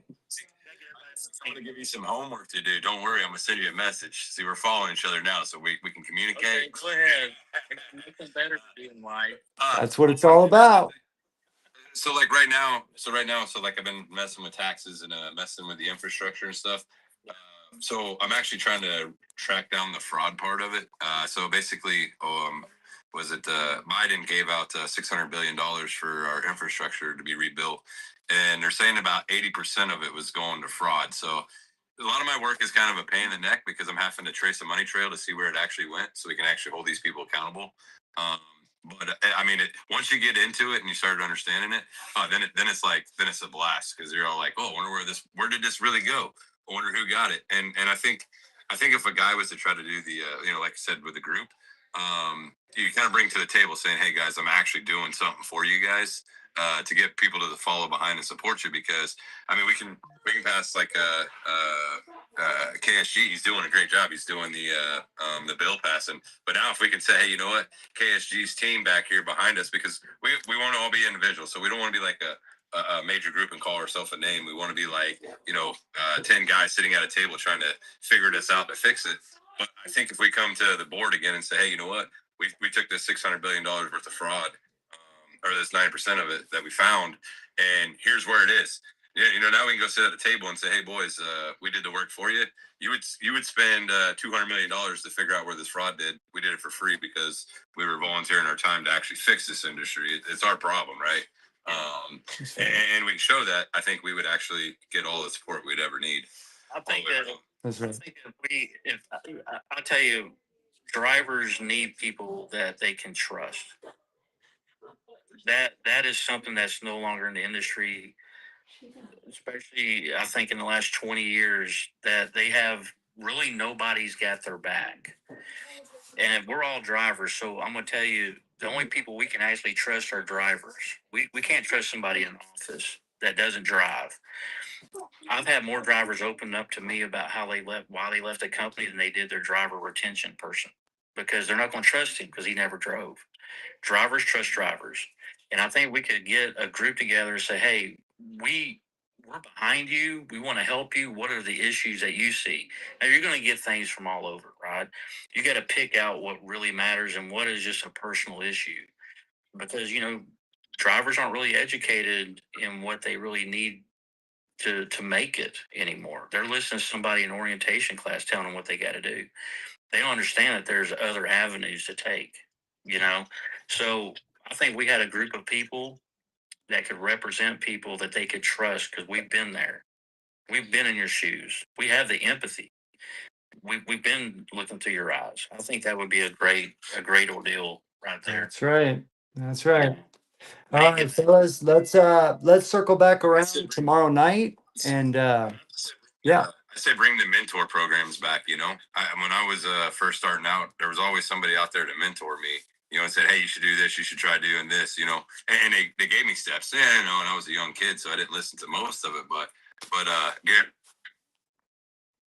Yeah. that worked. Need something. That's right. It was nice talking to all you guys. Thank you very much. Vince, thanks for letting me come on. No worries. Thank you, KS. Come back tomorrow. We're gonna hit it again tomorrow, right? You got it. All Thanks, right. gentlemen.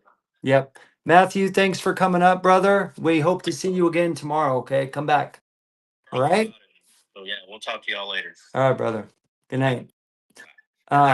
Lane Metrics. Don't forget, everybody, go follow Lane Metrics and let's give that a shot and know our numbers. Lane Metrics. Any last words? 14-day free trial. So if you don't like it, it's not for you. No harm, no foul. There we go. All right, brother. Come back tomorrow. Man, you got 29 coins, man. You're on fire. Hey, all right, man. Have a good night, okay? Thanks, Lance. You gotta be good. All right, you too. All right, Sean, what do you think, man? How'd we do tonight? I think we did great. I think the people that are coming up, this is what this is, to build a table. We need every driver at the seat of it, and the ones that that can talk to help actually build that table, like Matthew himself there. These are the people that in KSG, they're great, wonderful guys that I think could help our industry out and save it for the future that's coming in. So if you guys didn't get up in the live tonight, check back in with us so that way you can get in here and get your information in, because we are trying to collect the data of seeing, hey, what's wrong with the industry, what's the three things that that mean the most to you, and I think and we're here to listen. We're here to listen. We're here to build a table so we can actually take your voices, put it in a microphone, get it out there, and let's get change. And we're seeing it already. It's crazy that we've seen just in this last week, super ego stuff going on. We know what's going on. Mm-hmm. If we talk about it, we get it in the light, and we shine light on it. Guess what? Somebody's going to talk about it. It's just like toll roads. It's phenomenal. Trump's sitting there saying, "Hey, you know what? We should be having ships over there with tolls on them because it's going to raise up our prices." And you look at that and you go, "Hey, you know what? What about us? Hey, we're on American soil over here, and we're trucking and we're delivering goods to him himself." And he's saying that that's okay for us to pay tolls, but Iran, them guys, hey, they can't pay tolls. So hey, if the old saying, if the shoe fits, wear it. And I think we're seeing it. So if we can get all this stuff put together, so we can go to the table and say, "Hey guys, you know what? We want to talk, and we want to fix it. We don't want to put band-aids on it. Let's get it to the root. Let's chop it down. Let's start over. Do what we got to do to make it work. Let's get these truck drivers that are retired. Let's get the truck drivers in this industry. Let's put them on this table. We can fix it ourselves, literally, honestly. Yes, we can. We don't need the government. Yeah. We know the problems now, but we will work with them to make it fixed for a better industry. that's what we got to do, you know. So Yeah. I think talking and getting guys on board and getting drivers to let's hear their voice, you know, and see if you know if they want to sit at the table. Hey, there is so much work in this industry; it's crazy to fix it and pull rip band-aids off, rip layers off. Let's get to the real cause and fix it. Let's start And at the the bottom. money's there too. The money's there too. Drivers need people. Okay, so in the chat, Rockin' Cactus just said, "What can I do to help? I've been on both sides of the industry as a wife who lost her husband in a traffic accident. I'm sorry to hear that that happened to you."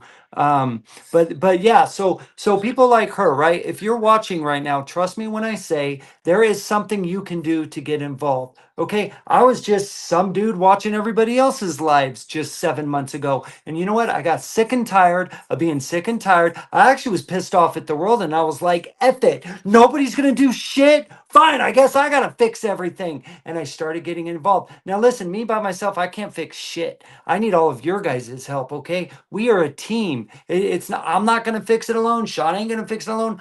All of you ain't going to fix it alone. We have to do it together. We can't rely on the government to fix it by themselves. And they'll even tell you that. They will say, don't bring a problem without a solution. So Rockin' Cactus, off the top of my mind, what you can do to get involved is to literally follow everybody. You can follow everybody. I'm sorry, I really got to get going. My daughter, I would love to bring you up. I'll bring you up tomorrow, Rockin'. Come back and see us tomorrow. I'll bring you up. I got to get going and play with my daughter. We're a half hour late, but anyways, there's something you can do. Go ahead, Sean. Yes, you can even do research. I mean, we got the page on FB. You know, if you find something out there that you know that looks like something suspicious or shady in a company, you know, talk to your friends if you got any into the company and say, hey, you know, what is your problem? Bring those to us. You know what I mean? Say, hey, you know, my friend, he said this, you know, and we'll investigate it. I mean, we're here to look into every problem we possibly can and say, hey, you know what? Let's see if we can find a solution for it. So yeah, there's definitely stuff you could do. I mean, and researching that is probably about 99% of this. You know, we could talk about a lot. I would say that's 1%, but the 99% of it is actually trying to find the data that supports whatever we say. So we try to keep everything we do keep everything factual in here. You know, opinions. We can overlook them and see actually what opinions are. So facts is what we like to talk on, and then facts is what we gotta spread. So That's right. So that's how you get involved. You just you find someone to connect with and what are your skill sets and you just try to help. And like I said, the money eventually is going to be there because once this whole thing gets fixed, we got to create something similar to the Constitution of the United States that protects so this never happens to truckers again. So that there's funding for folks like you that when a tragedy happens like that, trucking is 7 times more dangerous than law enforcement. So we hear these stories all the time of widows that were left with nothing because there's nothing available for truck drivers. And that's a shame. How much law enforcement stuff is there available for widows of law enforcement? If our jobs are 7 times more dangerous, how come you and your children don't have, you should never have to worry about it again. In my opinion, we should be giving you 2 million bucks. We're sorry for your loss.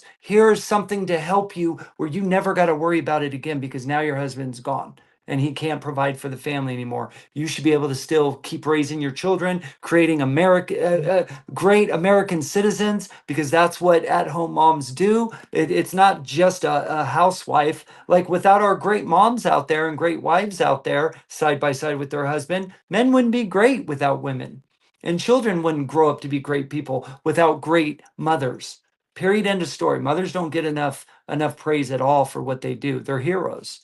You know, they deserve awards every month, in my opinion. But 1 Corinthians chapter 16, verses 13 through 14 says this: be on your guard, stand still in the faith, be courageous, be strong, do everything in love. A truck driver is supposed to be trustworthy, loyal, helpful, friendly, courteous, kind, obedient, cheerful, thrifty, brave, clean, and reverent. And on my honor, I will do my best to do my duty to God and my country and to obey the truck law, to help other people at all times, to keep myself physically strong, mentally awake, and morally straight. Till the next time, like I said, go follow each other. And remember, when you come here, and we're doing lives. Okay, you will never be disrespected. You will never be mocked at. You will never be put down. Anybody that does all that crap, negative, interrupting all the time, they're just going to be disconnected or muted. You know what I mean? We're not going to tolerate that. There's enough of unkindness in the world to go around right now. We're not going to tolerate that shit. So have a great night. Keep the shiny side up and the dirty side down. Follow and subscribe for more. Go follow Sean. Go check out Trucking in the USA Today if you want. I have to say that on TikTok, right? So the Ollie guards don't get upset. Oops, sorry about that. Someone was trying to call me. If you feel so inclined to do so, go check out on Facebook. Trucking in the USA Today. It's a great site for facts that are backed by actual statistics that you can go search yourself. And I highly advise everything that we're saying, go do your own research and go find the truth. Okay. Anything else, Sean? I think that was it. Okay. I think that's what builds the table is by actually finding your own research and bringing it. Because if once you do your research and you actually find out what we're saying is 100% true, because there's other angles on it. So sources that you want to look for that is 100% true would be like FMCSA. You can start using the federal highway. They have it all. Any kind of government stuff. Those are going to be your 100% sources to have the facts. So yeah, go check it out. Yeah, if you have anything, put it on there. We'll look at it. If you can't get in there, send me a message. You don't want to put your name on the post. I'll be glad to post it up there for you. So, yeah, with that, Vince, I leave it back to you. All right, brother. Well, thanks everybody for tuning in. We really appreciate you. We do not take your time in vain. We really appreciate your time coming here, discussing things with us, and we hope that next time y'all watch, you come up and don't be shy. If you want to do just audio, that's fine too. If you don't want to do video, we get it. Come up and give us 3 things that you want to fix in the industry, okay? So thanks for watching. Keep the shiny side up and the dirty side down. Follow and subscribe for more. Thank you on YouTube, Facebook, and what else we got here? YouTube and X for coming on. And thank you, TikTok. We'll see y'all later.